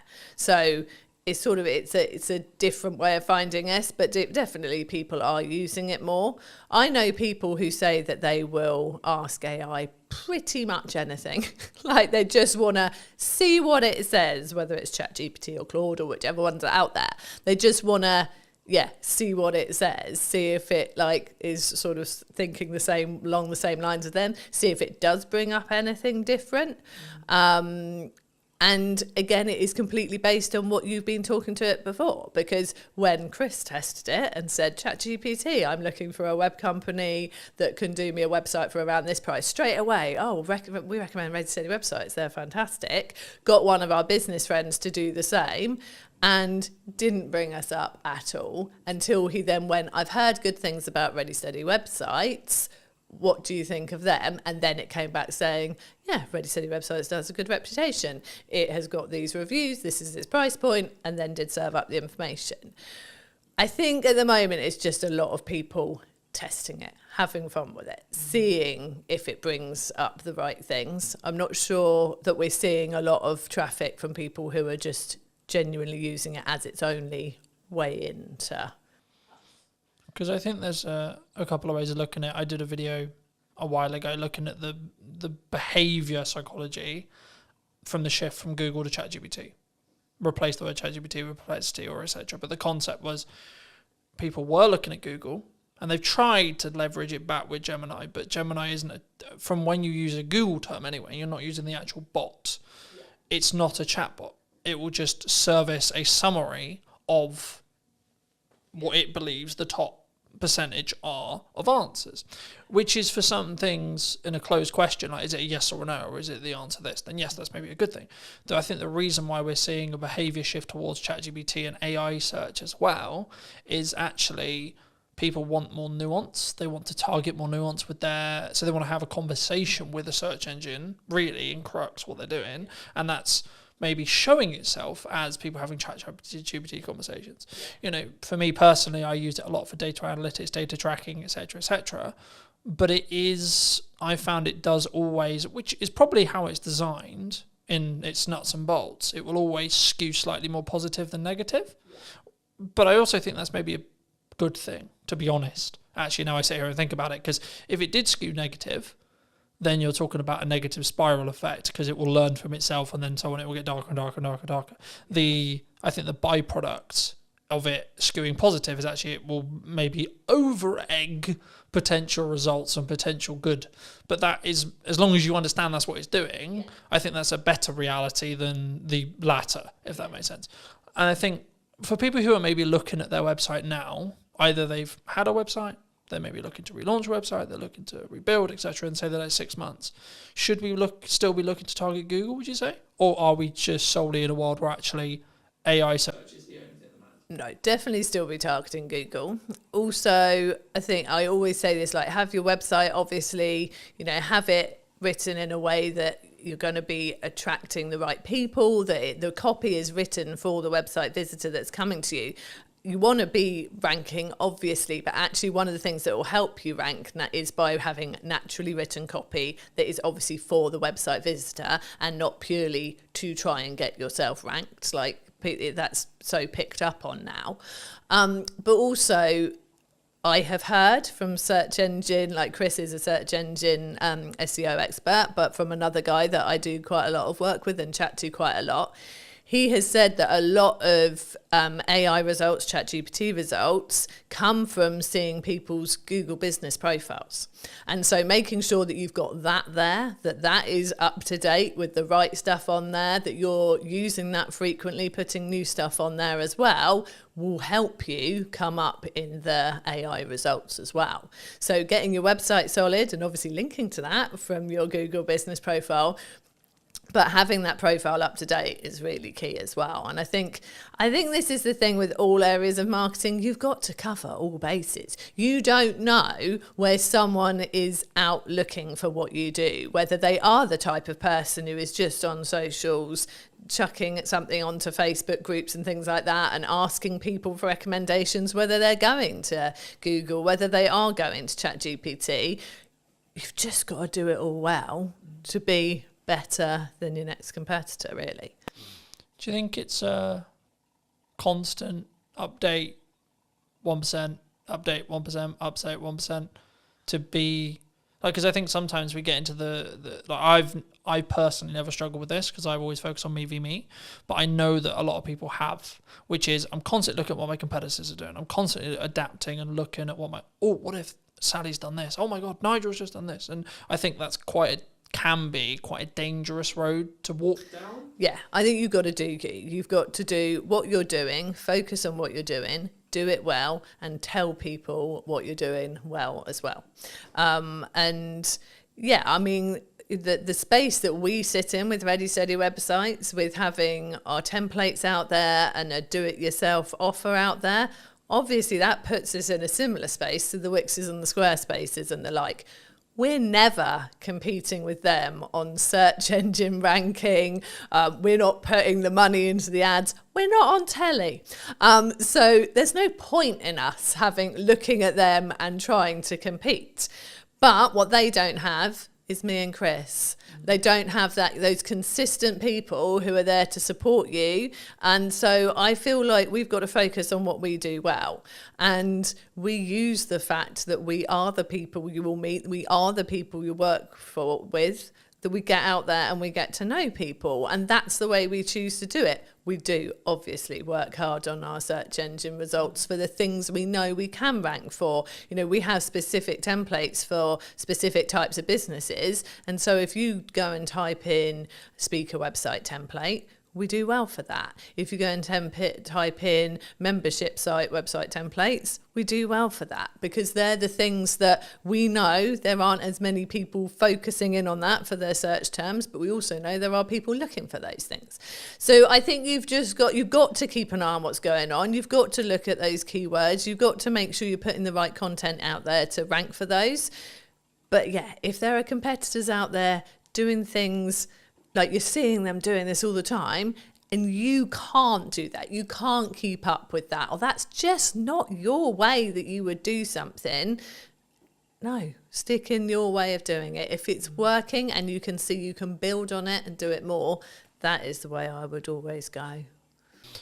I think for me, it's about only adding the stuff you can stay sustainably at, 1. 2, it's also, again, focusing on that UVU. Rather than, so I always look at it as where was I a year ago, 6 months ago, 3 months ago, and am I moving in the correct trajectory? Maybe I haven't got all the results yet, maybe I haven't got everything that I want yet, or what I'm aiming for yet, but I am moving in that direction, and as long as I continue on the direction I am currently moving, then I will hit that by probability, by analysing probability result there. It'd be wrong of me not to ask you about video and where it sits on your website. Do people need video on their website? Do they not? Should they have it? I think that video can work really well on a website. But I would say use it in a way that plays to your strengths. Because I really hate it when I go to a website and on the homepage I see that this person's got a video and I can see it's them, they're going to be talking to camera. And I think, oh, cool, okay, let's watch this. And then it's not well scripted, or maybe not even scripted at all, not well thought through. They don't seem confident. And it's just all a bit waffly and a bit awkward. And then you're going, why have you put this on your homepage? Because this is doing nothing for you or your business. And you know they've put it on their homepage because someone told them that they should use video on their website. You can only use video if it's going to be right for you and it's going to work, because it could go completely the other way and make people go, I'm not sure about this, and go and look at someone else's website. We have used video on our website. We had a video on there. We've since restructured the way that some of our packages work, and so we have taken it down because it's not current now, and that's another thing. You have to make sure that you're keeping everything current and up to date. And that was more of a like animated, sort of explain your process of how to work with Ready Steady websites. And we were quite surprised actually that it didn't get as many people watching it as we thought. Like, we really thought that more people would watch the video on the website than choose to read it. But actually, there wasn't as high a percentage when we went and looked at sort of the views and the people who had come to the website in the same period of time. There wasn't as high a percentage of people watched it as we thought there might be. So I think it really depends. I think it's one of those things of try it. Just try it and see if it's working. Like, we use video a lot in our business. We use it a lot in our tutorials to help people with using our templates. We have welcome videos when people join Ready Steady websites. When they initially come into our back-end membership site, there's a little welcome video from us. We use video a lot with our clients, like handover videos when their website's ready. Video is so useful, and it's such a good way to really feel like you've engaged with that person. They've got to know you. It's so easy to explain things in that way. So I think with video is really valuable. Like, we've got a YouTube channel, which we are not doing enough with at all at the moment. And I know that we are going to do more after the summer. And yeah, it's such a good way to showcase your knowledge, showcase the way that you work, get people to get to know you, but only if you are comfortable doing it, I think. And that's something you can practice. You can get better with it over time. And I think social media, people expect the videos to be slightly more raw. And I think you can use video to get more comfortable using it on social media. And then once you are in a position you feel more confident, can get it more polished, that's when you can stick a video on your website, I think. And until then, get an animator to do like an animated video for you with you doing a voiceover. Or even if you're not confident with that, there are fantastic voice actors out there who could do a voiceover for you. There are so many ways you can do video without putting yourself in it looking a bit like you don't want to be on video. Do you think, I mean, my next question was going to be like, when and how do you think you should spend money on production? Like, upping the quality? Is it for that perception of when someone hits the website? I think, yeah, I definitely think it's worth having a professional quality video on your website. If you think about the fact that you've probably got someone to help you create your website at the least, if not got someone to create it for you. So you've paid for that. You've got a professional website. You have hopefully invested in brand photography or product photography. If you've got products in your business, you know, all your photos are looking great on there. You've got your content written in a way that you're happy with, whether you've used a content writer or you've done it yourself. And then you just go and shove a video of you sort of in a dark corner of your office, bumbling away about nothing in particular for about 5 minutes. And then you're like, I'm not really sure why I watched that. That just takes away from everything else that you've invested in and that you've done. So yeah, I definitely, and especially as, I don't know if people have a perception that to get a professional looking video, they are going to have to pay thousands and thousands. There are so many places now, we are sitting in one of them, where you can go and get a video created that, you know, is filmed using good quality cameras, good quality mics, proper lighting, in a nice background. Go and just pay for an hour in a room like that and get someone who knows what they're doing to help you. And it's not a lot of money. Like, I'm sure business owners would drop the same amount of money on belonging to a networking group or something like that without even thinking about it more in a year of belonging to a networking group. And once you've got all those fantastic people you've met on networking coming to your website, it'd be good to have something decent there to make them realise you're definitely the person to work with. I think for me, it's understanding what stage you're in. Right? I still film stuff on my phone, right? But if I'm doing a production piece like this, people expect a certain level of quality, I would say, personally, for me. And also, I want a level of a certain quality for this kind of thing. But if I've got a thought, pick up my phone and film. Oh, definitely. I'm not against doing it. I think that's where sometimes people get it wrong. They think, I can't do video because I don't have X camera, I don't have XY lighting, I don't, etc. But I think action is always better than perfect in that respect. I think for me, because then you can gain the understanding of what your audience wants. But I think where it changes is that heading video that we're talking about here. Like I was served an ad on YouTube a handful of weeks ago, and it was like, "Hello, I'm this person from this company, filmed on a webcam with dodgy audio," and I just clicked off straight away. And it wasn't even necessarily the delivery; it was actually the I think for me, now I sit back and go, "Well, why did I click off? Why did I not engage?" I think actually the reason was because of the combination of it was a webcam video with dodgy audio, and there was no hook. I was like, in nicely possible, I don't give a shit who you are. Yeah. You could have made £1 million and I don't care. So I think, even if you just do some basic research and understand how to structure a video, I've got videos talking about it. James has got videos talking about it. There's lots online, etc. Right? I think for me, if you use your phone and you have a decent audio, which is the only thing I would say that actually really matters, because if I can't hear you or I can't hear you clearly, then I'm going to click away. Psychology-wise, I'm going to. I will go, okay, maybe it doesn't look beautiful, isn't as high quality as I would want. Okay, fine. But actually, the energy, how I sound, and then the structure, and then the value that's delivered in the video is infinitely more important. Is that the same when it comes to websites and copy? So I think... And how you structure your website as a whole? I think, structuring your website is really important. So with the whole DIY videos, selfies, all that stuff, I am there on social media with that. And I think that is important for getting people to like you. I don't think you should turn up too polished. I actually was scrolling through my LinkedIn this morning, trying to find some stuff I'd written ready for this interview to remind myself of some stuff. And my biggest performing posts on LinkedIn are all selfies or photos of me doing something mainly not related to the business, because people go, I resonate with that, I do that too, or I've been there, or whatever it is, and so they like that works on social media.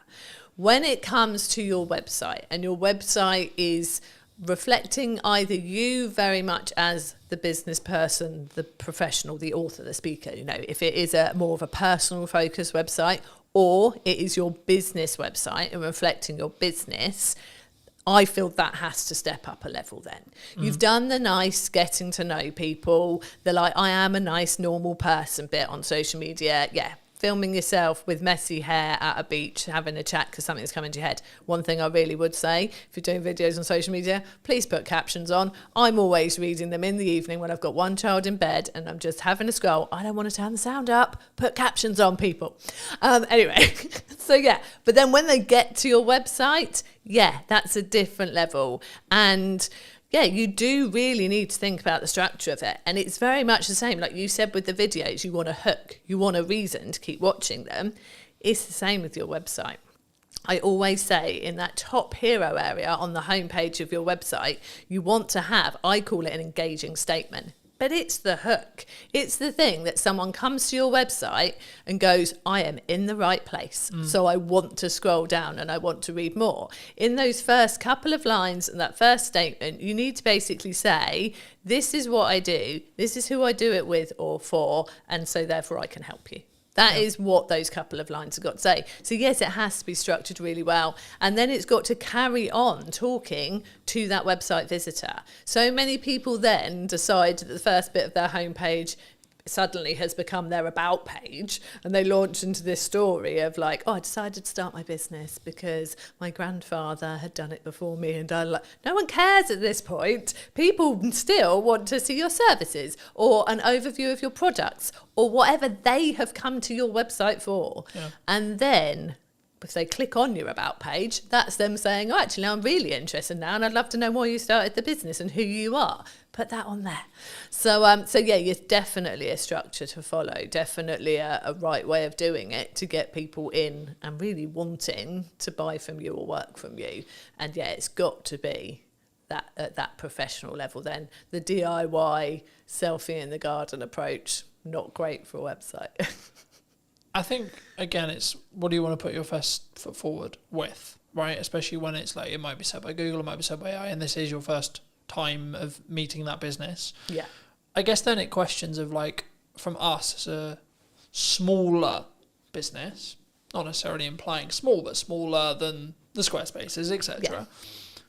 Do we lean into personal brand, do you think? I think, there's so many factors there.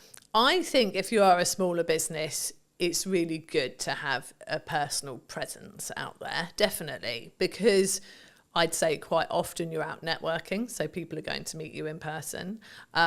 You are probably on LinkedIn talking about all of like the stuff that you're going about and doing and what your business is doing. So I think you're naturally going to have a personal presence. But then, and I am very much that person. I'm out there networking all the time. I am the one doing that for our business. But when you go to the Ready Steady website's website, it is a business website. There, is an about page and there is a team page, and we are on there, and our sense of humour is definitely on there, and we carry that through, like the way that we are on social media. It's very much on. Someone commented that to me the other day, that she loved the fact our personality was there in the website once you look for it, but actually the website was, this is what we offer, these are our prices, this is what you get, really clear and simple, and all about the person who's looking for the website or the branding or the SEO package and all the other things we do. So yeah, I think a personal brand is important, but I think how you present that on your website very much depends on, how the business is structured, where you're looking to take the business in the future as well, and that's a question right at the start when you're starting your business too. And obviously you can evolve, like we trade under Ready Steady websites now. We initially set up as Second Floor Designs Limited, and our business has evolved over the 15 years. And that can happen. You can start out as, enter your name here, and then what you do. So, we have people who are Joe Blogs Nutritional Therapy, that kind of thing. But actually maybe over time you're getting more and more patients, and you bring on more people to work with you, and then it turns into just JB Nutritional Therapy. It can evolve. And I think whether you go out as a personal brand really just depends on like your vision for the business, where you're taking it, and how comfortable you are with that as well. Like some people don't want to put themselves front and center. They're very good at what they do. They want to do it under their own steam. They don't want to go and work for somebody. But actually, they're not this person. They're not out there doing the podcast and interviews. It's not them. They actually they want to be a business, and they don't want to be front and center. And I think that's fine as well. If you can find the right way to get it out there, to get your like seen and marketed, then that's great. But I think it's like with the videos, you've got to be comfortable to do a really good video. You've got to be comfortable putting yourself out there as a sort of personal brand, I think. I think for me, and I had this conversation many years ago, and I've had it 1,000 times since, like a CEO of a C-suite company, doesn't matter who he was, but he was like, I don't want my kids involved in content. I don't want them physically involved in content. I don't even want people to know they even exist. I'm like, cool, no worries. He was like, how are we going to make sure that happens? I was like, do you have control over your mouth? I said, yes. He said, yes. I said, congratulations. You will not talk about your children, their existence, or anything about them in any way, shape, or form then. Yeah. It's that simple. Exactly. Right? Yeah. And I think sometimes and that's why I always phrase it that way, because I think so many people, we sit and go, I have to be really public, and I have to be this, and I have to be that. It's like, yeah, but we forget we have control over what we say in every moment. And especially if you're post-editing it, even if we have a conversation, or the conversation ends up going into a realm that you feel is inappropriate, I feel is inappropriate, or we don't feel comfortable having out live, then you just ask, would it be impossible to remove that section? Yeah. Or I just feel actually that's just a tangent that's not really relevant, so I might chop it from the set, etc. But it's doing it for a place of comfort. Yeah. Because I'm like, okay, everything I talk about publicly is everything I talk about publicly. I don't talk about the challenges I'm going through today, or the things I'm hearing from today, or whatever, if I am, because that's not appropriate, and I'm not ready for it. But I can talk about it in hindsight, right? And in the same way, like, if you don't want the ability or the fact that you have children to be known, then don't mention it. Yeah. It's really that simple. It is. And I think, which I get, right? Like, I'd be like, no, but also, what's it got to do with business? What's that got to do with business? Now, you could make the argument, but it humanises you and yeah, but you made that you have to make that decision. Yeah. Yeah. No one else is going to make that decision for you. And it's important to make sure that everything you put out is A, relevant to the business, but 2, is in your, and I use the term comfort zone loosely here, because it's not about whether it's like comfortable, but it's whether it's within line with your values, I think is the more important thing, right? It's not about, oh, it's uncomfortable, because I think we should push ourselves for a level of uncomfortability to do things that we're not comfortable with. But that's different to, no, I just don't want, is in the kids example. What do you think is missing in marketing right now? What do you think people could be doing, should be doing, that they're maybe not doing? Oh, that is a good question. I think the thing I see people like, so we're looking at very small businesses here. The thing they are missing in marketing is consistency, which I think can be really, really key. I think there's people who think, well, I put this out there and therefore, you know, everyone will know about it now because I mentioned it once. So I've marketed that, and that doesn't work. Like, there's so much out there, like people, the term, like so much noise that people are having to deal with, whether that's visual or audio. But there's so much out there, and people aren't consistent with it. So I think that being consistent in whatever form of marketing you're choosing, so whether you are using social media, whether you are doing email marketing and putting emails out there, whether you are, you know, putting out flyers places, you're doing some actual like putting up posters and that kind of thing, you know, you have to be consistent with it. You have to be doing it in a range of places. And I think people feel like, well, I don't want to bother people. I don't want people to get bored of me because they're hearing it so much. And you have to do it an awful lot for people to be hearing it so much they're getting bored of you. And I think that is one of the key things that I think people are missing. I think in marketing in general, what's missing, I suppose, perhaps I'm seeing so much of the personal stuff. It might actually be nice to see actual more businessy marketing. I wonder if that would actually catch my eye more these days. Like, rather than people out there doing all the talking about themselves and like, oh, I've been here and I've been there and this, that and the other. But actually, I don't see that many people putting out from business perspective, this is what we achieved this week. This is what we did this week. This is actually what a proper like week working with a client looks like. Or this is actually, these are all the testimonials I got in 1 week.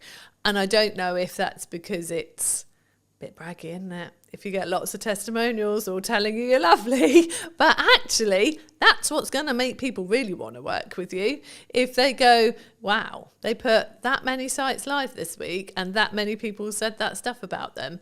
I actually don't see that much these days. And I am bad at doing it myself. I know I am. Is that because it's easier for you to talk as you're walking down the beach, or of course it's so much easier, or just when you're in the garden, or etc. Yeah. It's not. Yeah, it's easier from a couple of perspectives. One, that takes no preparation, just going quick selfie, talk about this that I did here.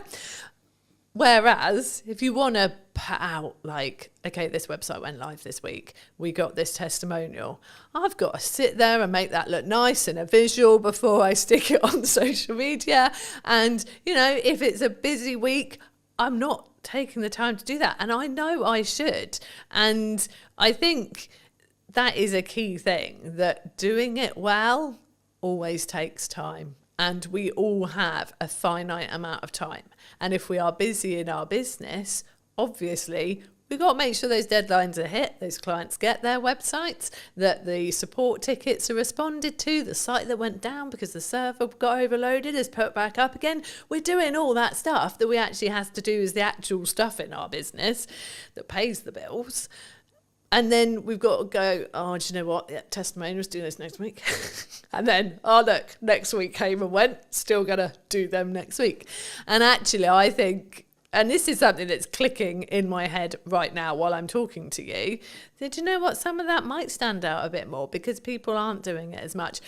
it won't be the stuff that gets the likes and the shares and the comments on social media. There'll be those 5 nice people who are always lovely on every post and go, oh, that's so nice that you got such a lovely testimonial. Well done, Jude. And I love those people for taking the time to do that.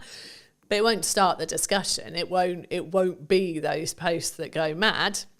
But actually, they're the posts that when people are scrolling through your posts that really solidify what it is you actually do, that actually she doesn't just work out in the garage and try and grow vegetables in her garden. She does actually do websites. Do you think, like I've just filmed Gemma's one, and we talked about the fact that some marketing agencies that I've seen in my lifetime are what I would call fall into the classic trap, in my view, that when they're busy with work, their marketing kind of shuts off, or they stop as much as they maybe should, either completely or as much as they should, or then they only turn it back on when they need work again. Yeah. Something that I've always done for as long as the business has existed is Brunton Media is the highest paying client, period. It's not the most priority, but the reason why I always frame it as the highest paying client is it means it's the amount of resource, energy and time that it consistently gets. Yeah. Because regardless of how well I do my job for clients, if I'm growing, there will be a point where we don't work together anymore. Yeah. And I need a strong pipeline to stay in business. Absolutely. Right? So I need to constantly be going. If you're just looking at project work, I've pivoted the business slightly so it's retainer-based and project work. But if you're just looking at project work, you need project. And it might feel overwhelming as you're starting to put them in. But then I'm just like, just be honest with your client and say, well, what's your delivery timeline on this? Yeah. Because if you don't have the availability to film, edit and produce it, for example, in my case, then don't commit to doing that in the month you can do it. Say, that's a really cool idea. Is it time sensitive right now? Because if not, I can do it in September. By the time of filming. This will probably be out in October, but like the same is true. I could do it the following month in November, for example. And I think sometimes with that mindset is why I'm always on top of marketing, right? And why I'm always constantly looking at my 1% on my marketing, but also then taking the learnings into my client delivery stuff and saying, well, actually, these hooks are working really well for me. Have we thought about doing something similar for you? Is that common? Oh, it's so common. And I think... And if so, how do we fix it? How does a business... Is it just, you just got to work the hours? You just sometimes. Yeah, and you've got to prioritise it. So I think, like you said, people will get a project in and they'll be so desperate to please that client and go, oh yeah, well, I can deliver that in 5 weeks. But to deliver that in 5 weeks, they will no longer rock up to any networking and they will no longer post consistently on social media. And yeah, absolutely, there's no way they're creating any nice social graphics to put out any testimonials, anything like that. It's all going to go because they've promised the client it'll be delivered in 5 weeks. Where actually, if they said to the client, is 7 weeks all right? Then realistically, they could still fit in their 3 networking meetings in that time. And they could still have prioritised their marketing posts and whatever else they do for their marketing. And the client would probably still have said yes. And let's not forget that actually, clients will probably respect you more if you can't just go like that and deliver a project, because then they go, oh, well, they're busy, they must be good, rather than they can turn that around very quickly, probably haven't got anything else on, is that a concern? So it's definitely, and I think if you have been in the feast and famine cycle of project, nothing, project, you are more panicked to definitely make sure that you get that client, and then you probably do overpromise, and actually you would have been fine. Because if you start saying, well, 7 weeks all right, and they go, well, really, can we do 6? Then, okay, you can do 6, and maybe one of the networking meetings goes or whatever. But it's just, I see it a lot. I do see people... oh, sorry, I'm not going to be coming to the networking meeting this week because I'm so busy, I've got to fit this in before a deadline. And then you're like, well, if the deadline's approaching, have you got stuff coming after that? Or would actually have going to this networking meeting being a good idea, because maybe there was someone there thinking about chatting to you this time because they've got to know you a bit. And so, no, we do see it a lot. And it's one of the things that we are very careful not to do. And it's easier for us, there's 2 of us running the business. We have freelancers and things when we need as well. And so I am always focused. It's me mainly. Chris does do some of the networking, but I am very much focused. And for me, it's the school summer holidays now. And like my focus very much is on the children in this time, but I think I was very much, you offered me to do this, and I was like, yeah, I'll make time to do that, because again, that's something, it's very easy to drop the things you don't have to do at this period of time, but then in November, when there's not as many new people coming, and it's like, well, do you know what, if I'd have done that and gone to all of this in August, probably wouldn't have had this sort of drier patch now. So I'm here, and I've made sure I've prioritised a couple of networking meetings next week, and I make sure it keeps going, and because it has to, because we are small business owners, and that is how we get our business. I think for me it's key, and I've always been in the world of, I'm going to bank content for as long as I can, especially I call it my bloodline of my business now, because we met through networking originally, but I since then have pulled back on networking. That's not because networking doesn't work. It's because I found I was trying to do content, do that really well, trying to do ads, trying to do that really well, trying to do client delivery, trying to do that really well, trying to do networking, trying to do that really well. And what I was finding was I was doing all of them unoptimally or badly. Yeah. So I said, right, scrap everything. What do I actually want to spend my hours doing when I'm not working for clients? And then I was like, okay, well, actually, I really love enjoying creating content, having conversations on camera, etc. Cool. Okay, what's the byproduct of that? The byproduct of that is I become better at my craft. I become better as an interviewer, which in turn means when I'm doing interview content for clients, I'm even better. So it's a compounding effect across that board. But also I can then make sure that I'm consistent. So as we're discussing now, it's the middle of the summer holidays, but this won't be out until probably closer to October. And it's like, actually, I can have a really busy, I'm expecting September to be really busy because of the natural progression where you have a month where people are really focused on family and but then they're like, shit, I've actually got business stuff to do. And in September, that's normally what happens. So I'm actually prepping it as a perspective. I probably won't be filming much in regards to podcast my own content in September, but that won't matter because of how much content ahead I am. So then when it comes back round to it, come October, I can then go back to filming, say, 5-6 episodes a month, or maybe 8 episodes a month, and then I'm good till December again, and etc. And I think once you understand that principle, once you can kind of get there with either your blog writing or etc., then you can be in a position where you don't need to worry about consistency. Like, I'm not worried, oh my God, what am I going to post? Then the question becomes, what could I post or what should I post? And it removes all the pressure. Do you, how consistently should someone be writing a blog on a website then? Let's focus back in on websites. So we say it's really good if you can do it once a month as a minimum.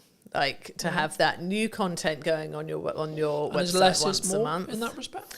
I think, I used to write posts weekly for Ready Steady websites. People told me that they loved that they did go and read the blog post every week. And I maintained that for a good few years. But that's a lot of content. And I got to the point where I really felt like we were getting busier. And actually, if I had a post once a month, I could still pull bits out of that for social posts throughout the month. So I'm still putting stuff out there, sending people to the website, to a blog post. I could still pull different bits out of it for our newsletter, which is weekly. And Google likes to see something new on your website every month. Like, it just reminds Google that you're there. Something new's gone on there. It's something new for Google to index.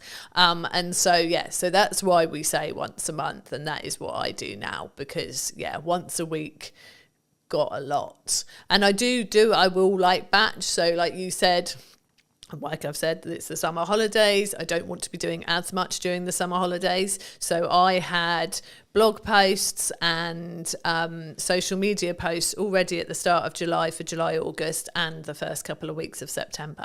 And my email newsletter as well, all scheduled, all ready to go, sorted.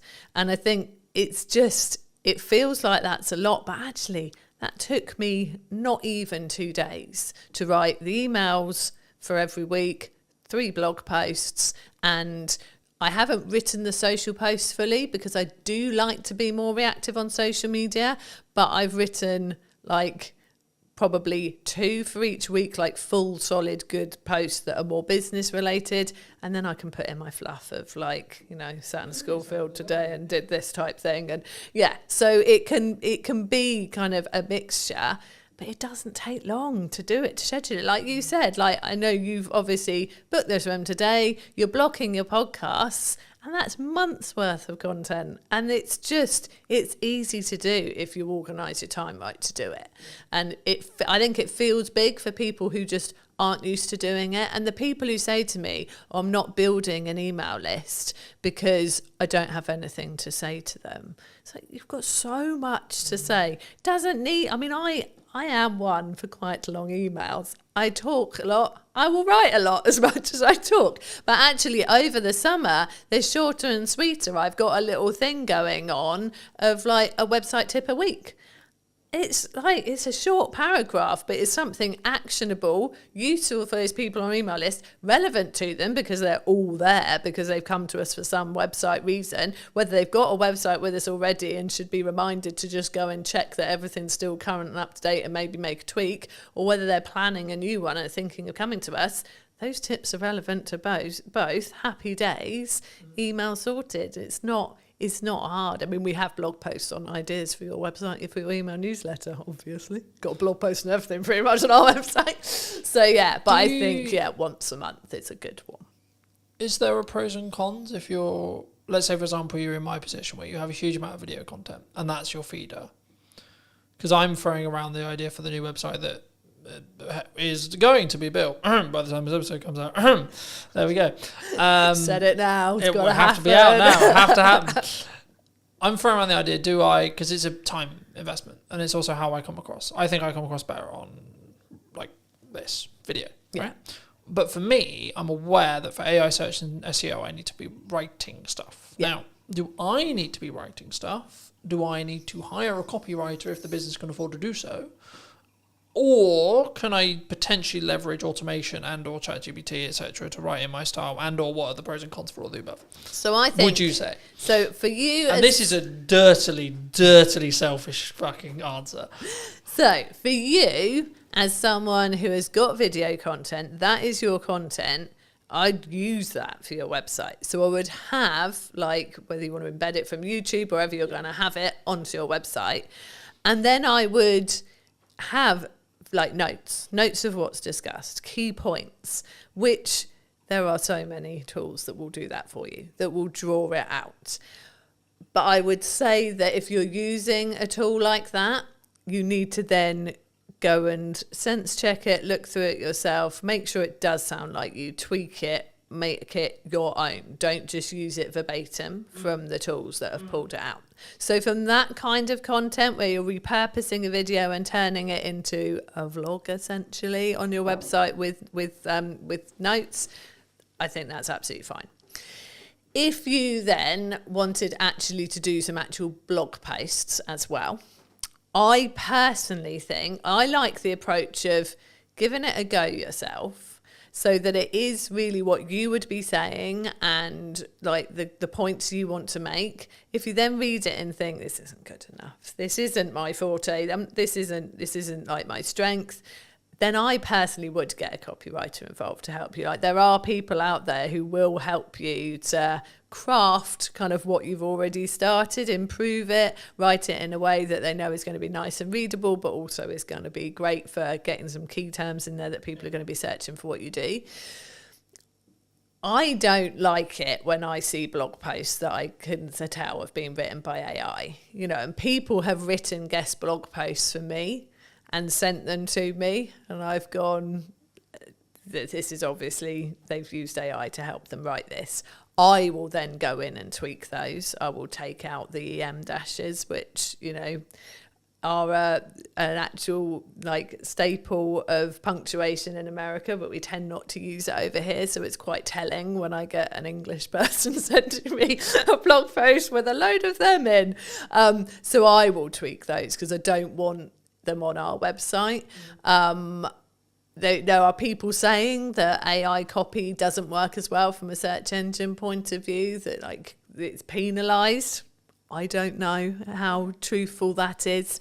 It's hard to tell really, because we're still relatively in the early days of it being put on websites and things. The problem is that if you go, AI wrote me a blog post on this, if someone else is putting exactly the same a request to ChatGPT as well. They could have they won't be exactly the same, because we know that ChatGPT will learn from the conversations you've previously had and will have it sort of tailored to you. But there'll be some of the same stuff in there. And I want to feel like what's on our website is genuinely unique and different. Someone's going to come and read something on our website and they're not going to go and read virtually exactly the same on someone else's.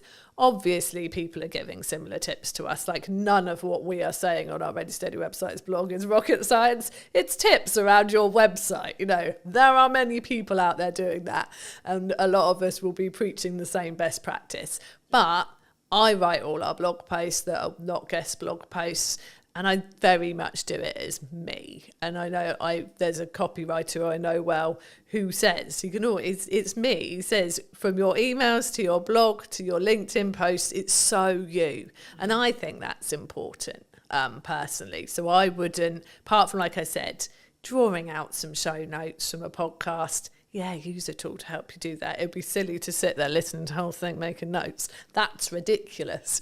But if you're going for something that is sort of separate content in its own right, I still would prefer it that people really put themselves into it than the robots. Is there a world where you can do both? Yeah, I mean, there is. I mean, I know that I've got a lot of business friends who like are dyslexic, and for them, like, even sitting there and trying to start something is hard. Like I said, it's good to start from your own point of view and get someone to help you with it. So yeah, using it as a tool to kick you off, I think is all right. Again, as long as it is very much, then it becomes yours. I think I really don't like the idea of creativity being lost. And I don't like the idea of people getting lazy from a creative point of view. I think AI is great if it can help you with the really practical things. Like I said, like Chris uses it for coding, which you could say is a creative thing in its own right, and it is in many ways, but it's functional, isn't it? Yeah. Like, it's I think it's whether it's grunt work or not, in my view, right? Yeah. And I think the key of what we're talking about here is, in crux, is the cognitive ability of being able to critically think. Yeah. So for me, I'll give you an example that I've probably used on other podcasts. Apologies if I have, but for me, I'm now basically solely only reading a physical book out of principle, because I'm aware that I'm utilizing AI in tech, and I want to balance the cognitive ability that I'm losing through using AI, but I'm gaining efficiency, but I still want the cognitive ability to be able to think and get creative ideas, etc. But I'm also leaning into, like, let's do more stuff in person, because I think the energy is better where possible, etc., etc., etc. And I think there's the conversation will flow better, so on, in that respect. And I think it's actually, to an extent, you can utilize both sides of the world as long as you're aware of the caveats. Yeah. Is which I think what we're touching on here. Yeah, definitely. And I think I had a brief conversation in comments on LinkedIn the other day with somebody who said, you know, do you use AI for writing blog posts? Do you ask it its opinion for things? Like, do you get it to do it? And I said, you know, to a certain extent, but I'm really concerned that people will stop using their brains. But like you said, if you're aware of the fact that you're using AI for certain things, and you go, do you know what? I do need this to keep working. I can't just let this computer think for me the whole time. Then that's great. And I think there is that balance there, and that's good. But I'm letting AI do the day-to-day stuff I wouldn't really find that hard or challenging to think for me. So I have freed up capacity and then the ability to think longer term problem solving, larger scope problem solving, longer term business challenge, growth challenge, and so on, for clients and me. And I think for me, that's potentially where the people who are utilizing AI correct will rise to the top. Yes. Because I think, and there was this kind of AI is going to take our jobs-esque, the world's over kind of principle, I guess. I've been of the view that it's a tool. Right, and that's why I use the analogy of sharpen the knife and then use the knife yourself. So you're using AI to sharpen your knife, and then you're using it to cut up whatever you're cutting up, etc. And that allows you to then move forward.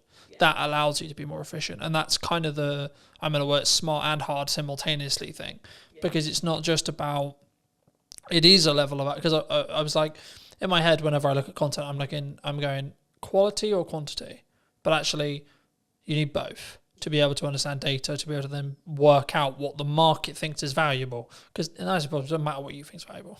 Yeah. It's what the market thinks is valuable. And the only way you're going to get there is through a level of quality at volume, in my view, at least. Because then you have, like, this video got 300 views, this video got 1,000. What's the difference, for example?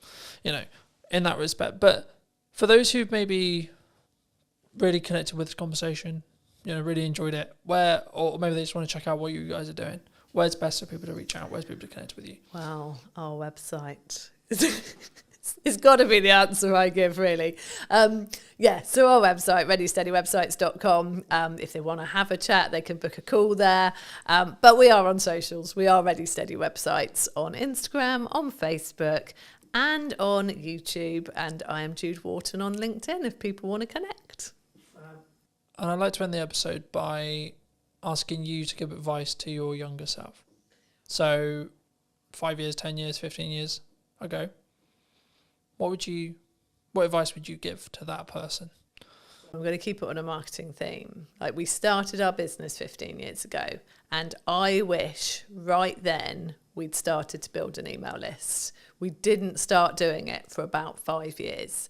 And once we built our email list, that was when the consistency of work coming in massively picked up, because those people were there and we were talking to them every week, and they were getting to know us, like us, really understand what we could do for them.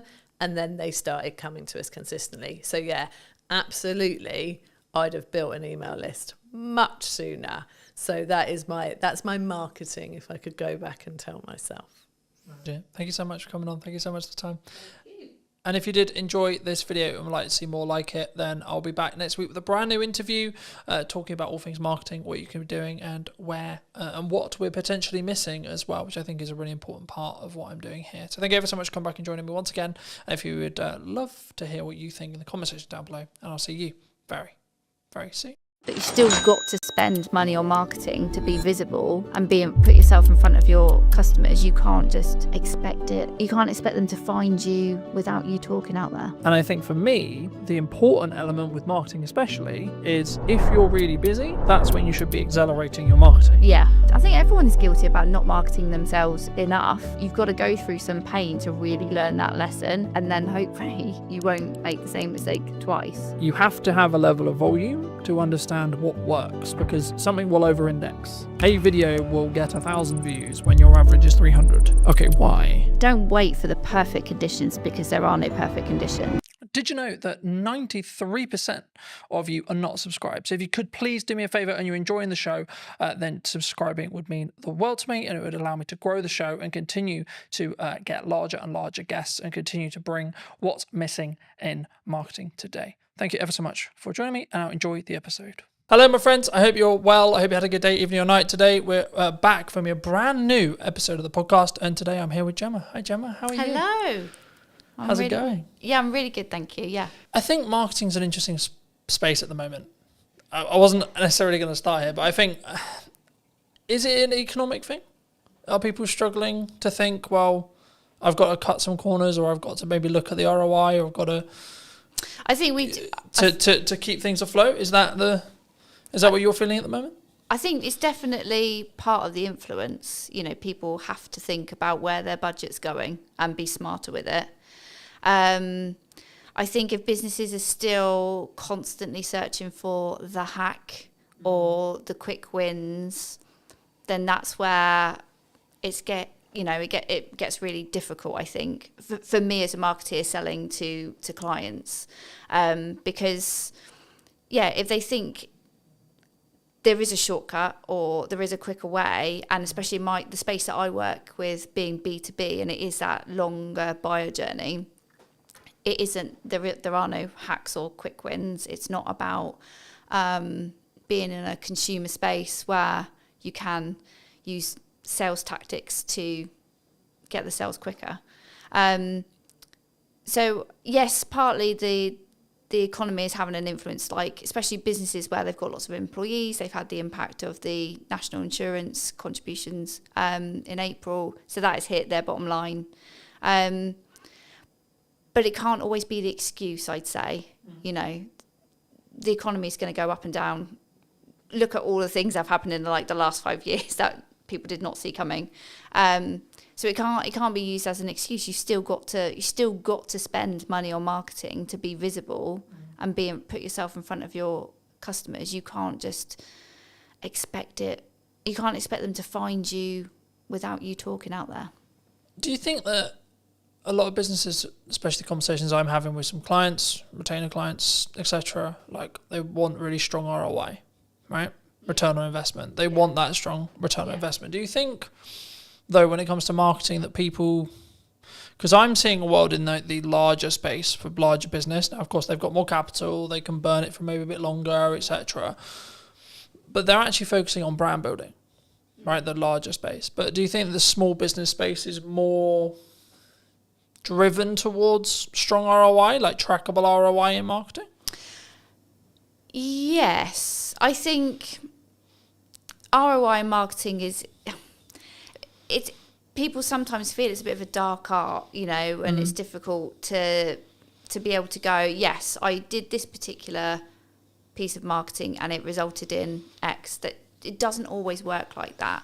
The clients I work with, I help them with marketing across a number of channels, because ultimately activity in silos does achieve so much, but it's the bigger picture and how it all works together. That's where you gather the momentum, and that's where you start to see the results. Do you think, let's play a theoretical scenario, let's say I do 4 different things in marketing, one thing maybe the podcast is an example, and I've seen my revenue go up by 20-30% in that time, let's say, but I can't directly track it because the client hasn't said categorically, oh, it's because I watched your podcast that I've hired you. Is that still because of the podcast though? Like, could I look at it that way, and could I, from an analytical point of view, when a client or me or you or etc., we look at our spend and we go, okay, well, I'm outputting these things, right, and my revenue has jumped this way. I've had a change in revenue, whether it's 10%, 20%, 30%, whatever it is. And what did I do before that change? That's how I look at it personally. But is that how you look with clients? Is it you say, well, okay, well, we did these things, and then the maybe not the direct outcome, e.g. the trackable thing, but the byproduct was you're consistently, you know, across months, not a week, etc., but like across months, you're up 10%, 20%, 30%, etc. Yeah. Do you think? Yeah, definitely. You know, it all works together, and the thing, especially with B2B and the longer buyer journey, is that they might remember like the last engagement they had with your marketing, and then that, you know, when you fill in the surveys online or something, how did you hear from us? You might then you'll legitimately put the last thing you remember, but it will be because of the influence of all the other engagements that you've had. So it might be that they go, oh yeah, the most recent thing I saw was one of your podcasts. That's how I heard about you, or that's made me want to buy from you. But, you know, whether you want to get down to the granular detail and kind of attribute 50% to the podcast because it was the last thing that they saw, but actually they were also on your email list, and maybe you give that 30% of the credit. You know, it depends how you want to analyze it and get into the detail. But ultimately, yeah, you know, everything will have a weighting, and it's good that you've obviously gone, right, before this point I wasn't doing this, but after this point where I've seen bigger engagement and bigger sales revenue after, because I've done this, you can kind of logically go, that's because of the podcast. I think for me, like, especially in marketing, especially in content, you have to continue to adapt, to continue to test. I'm sure we'll get into that in a minute, but for me, I would just look at it as a kind of a binary set of actions. So I do a set of things in marketing. What is then the outcome, either in my number of views, etc., tangible target there, or revenue, right, or both. And I think for me, I think sometimes people, especially maybe starting out businesses or maybe, I was going to say maybe slightly older businesses, but not even necessarily older, but I think businesses as a whole, sometimes we don't understand that marketing is the journey to the sales conversation, and then the sales, when it happens, gets all the credit. Oh God, yeah. You know, so it's like, oh, it was an amazing funnel and amazing client journey and this and this and this. But actually the salesperson who closed it is the one that gets all the hooray. Absolutely. Because they're the one that's tangibly tied to the revenue. Yeah. What would you say to businesses, people listening maybe who are in that boat? And should they just focus on the sales side of it? Like, oh, that salesperson did a really good job because they signed the X. Yeah. I mean, God, sales and marketing have had a crazy relationship over the years, haven't they? So they have to work together, because yes, sales will ultimately get the glory of converting that prospect into a client, but it won't have happened because that prospect won't have got to the point of needing a proposal or, you know, having a sales conversation without all the effort that marketing has done to warm them up, to build up the knowledge of the brand, to build up the trust, to build up the credibility. Sales can't do that in their kind of one hit, I'm going to tell you about features and benefits, or whatever the conversation goes like. So yes, they might get the credit at the end, but, you know, unless they work together. And it's the same, like, marketing can do so much to get a prospect to the point of wanting to buy and convert. You still need to have a sales message and a sales process to get them over the line and get the revenue in. So they can't work one without the other. They have to work together. But yeah, you'll always come across organisations that kind of weights slightly more to marketing, slightly more to sales. But, you know, marketing has to think about what happens at the point of sale, and making sure that they're not going to get the sales team kind of go, these marketing leads are rubbish, you know, and actually it's because marketing has done so much, but then the salesperson is missing a piece of information that they didn't tell us that they needed. You know, you've got to get them to work together. Got to get them in the same room. I see them in, well, there's two analogies. Like you say, one, like marketing and sales is a dance, right? You can't have one without the other. But also, number two, I think that your marketing is like up or downstream, depending on which one you're looking at in regards to either sales or marketing, in correspondence to what then you get in 3 months' time. That's how I look at it.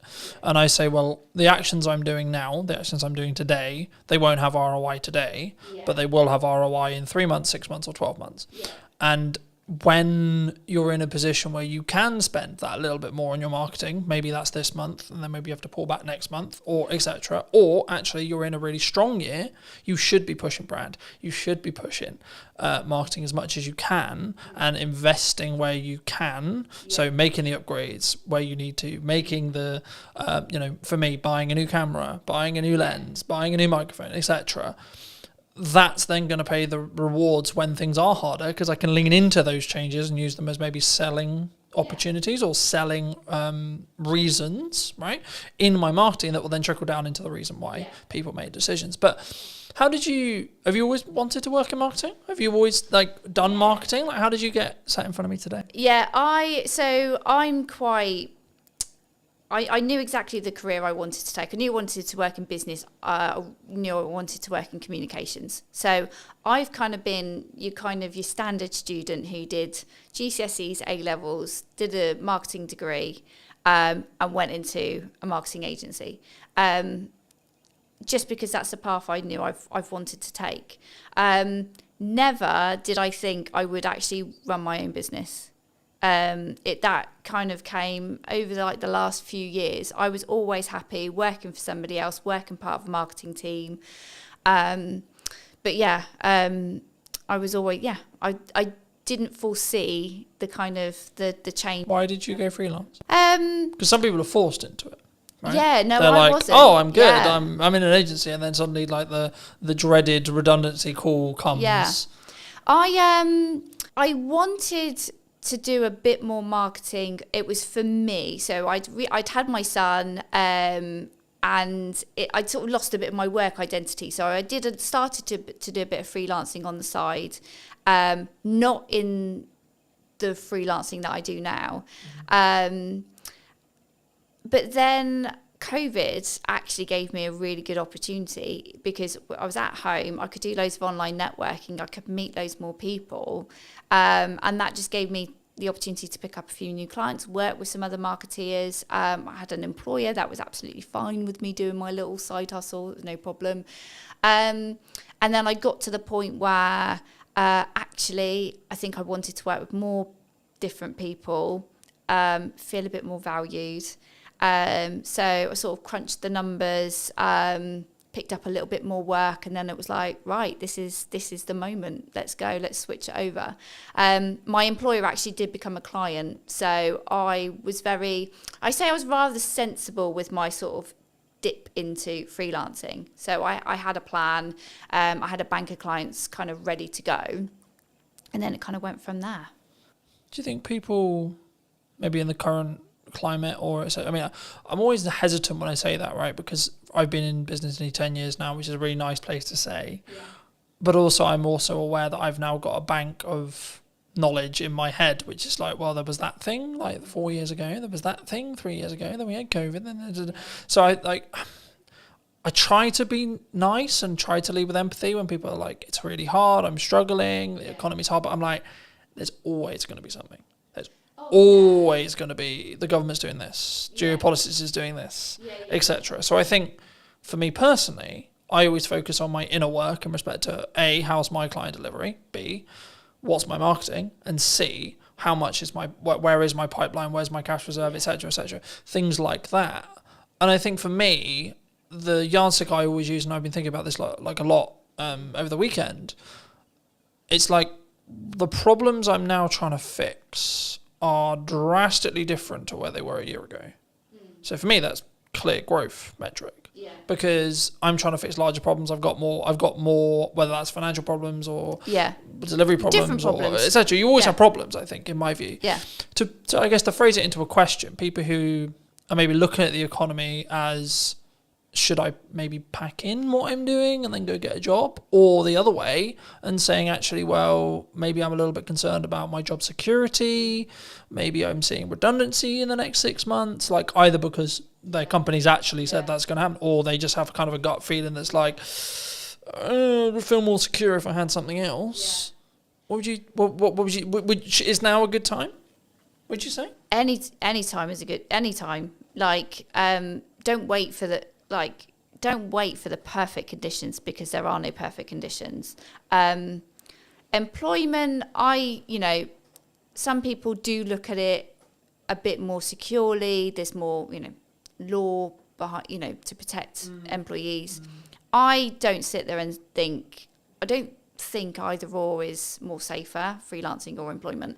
I saw somebody post something the other day about, maybe I think they must have gone through a redundancy, and I just sort of commented to say, like, look, don't overlook freelancing, but also don't look at freelancing if you want to get some income in your pocket quickly, because it's not the quick result, unless you've got somebody that has got a project lined up, that they're going to be good payers. But I think that happens because you did the work 3 months ago. Yeah, no, that does. But that's what I'm saying. I'm saying, like, somebody that was like literally, okay, I've just been made redundant, I'm going to jump into freelancing, and it's like, that's fine, but brace yourself. You are going to financially, you're going to just. You need to live humbly. Yeah, and I think for me, the key for me, and the thing I've learned the last couple of years is you have to live below your means within reason, regardless of whether you want to grow or not, because. If you're growing, that requires money, but also it's in a scalable fashion where actually if money starts to get tighter and you have to make cuts, then I'd rather be cutting the stuff I'm using to push forward rather than, I can't eat today. Yeah. I can't turn the heating on. It's interesting you say that, because at the end of last year, I had a couple of clients, they kind of fell out one after the other, and it was a little bit like, oh, this is getting uncomfortable. But it was a bit of a wake-up call for me, because I'd had lots of work come to me via referral, via other clients, but I could honestly say I wasn't doing enough marketing outbound to reach new audiences. So as sad as I was and I was panicking, you know, I knew I had enough money to pay the bills. That was fine. But I decided to invest in myself a lot more. So I invested in a bit more coaching. I invested in some other kind of support marketing communities where I was going to meet other marketeers, learn from them, possibly grow my network and find other people to work with. And it was absolutely the best thing I've done. So it's scary to spend money when you know your income is reducing, but sometimes you have got to do that. You've got to invest in new systems and technologies and new ways of doing things. Yeah, I was going to say, I think it's like, what's your response? And I'm having this like constant concern, right? When things are going well, you should make okay, cool. But then actually, maybe I've got runway of, let's say, 3 months. Or maybe 2 months, right? Or maybe a month and a half. Cool, right. Do I continue to move forward, continue to say, well, this is working, this is growing, and trust in that by the time I hit my end of my runway, I'll be fine, the work will be there. Yeah. Or I'll make the money, or I'll found a way through. In that scenario where you are, like, unfortunately losing clients, the project work isn't there.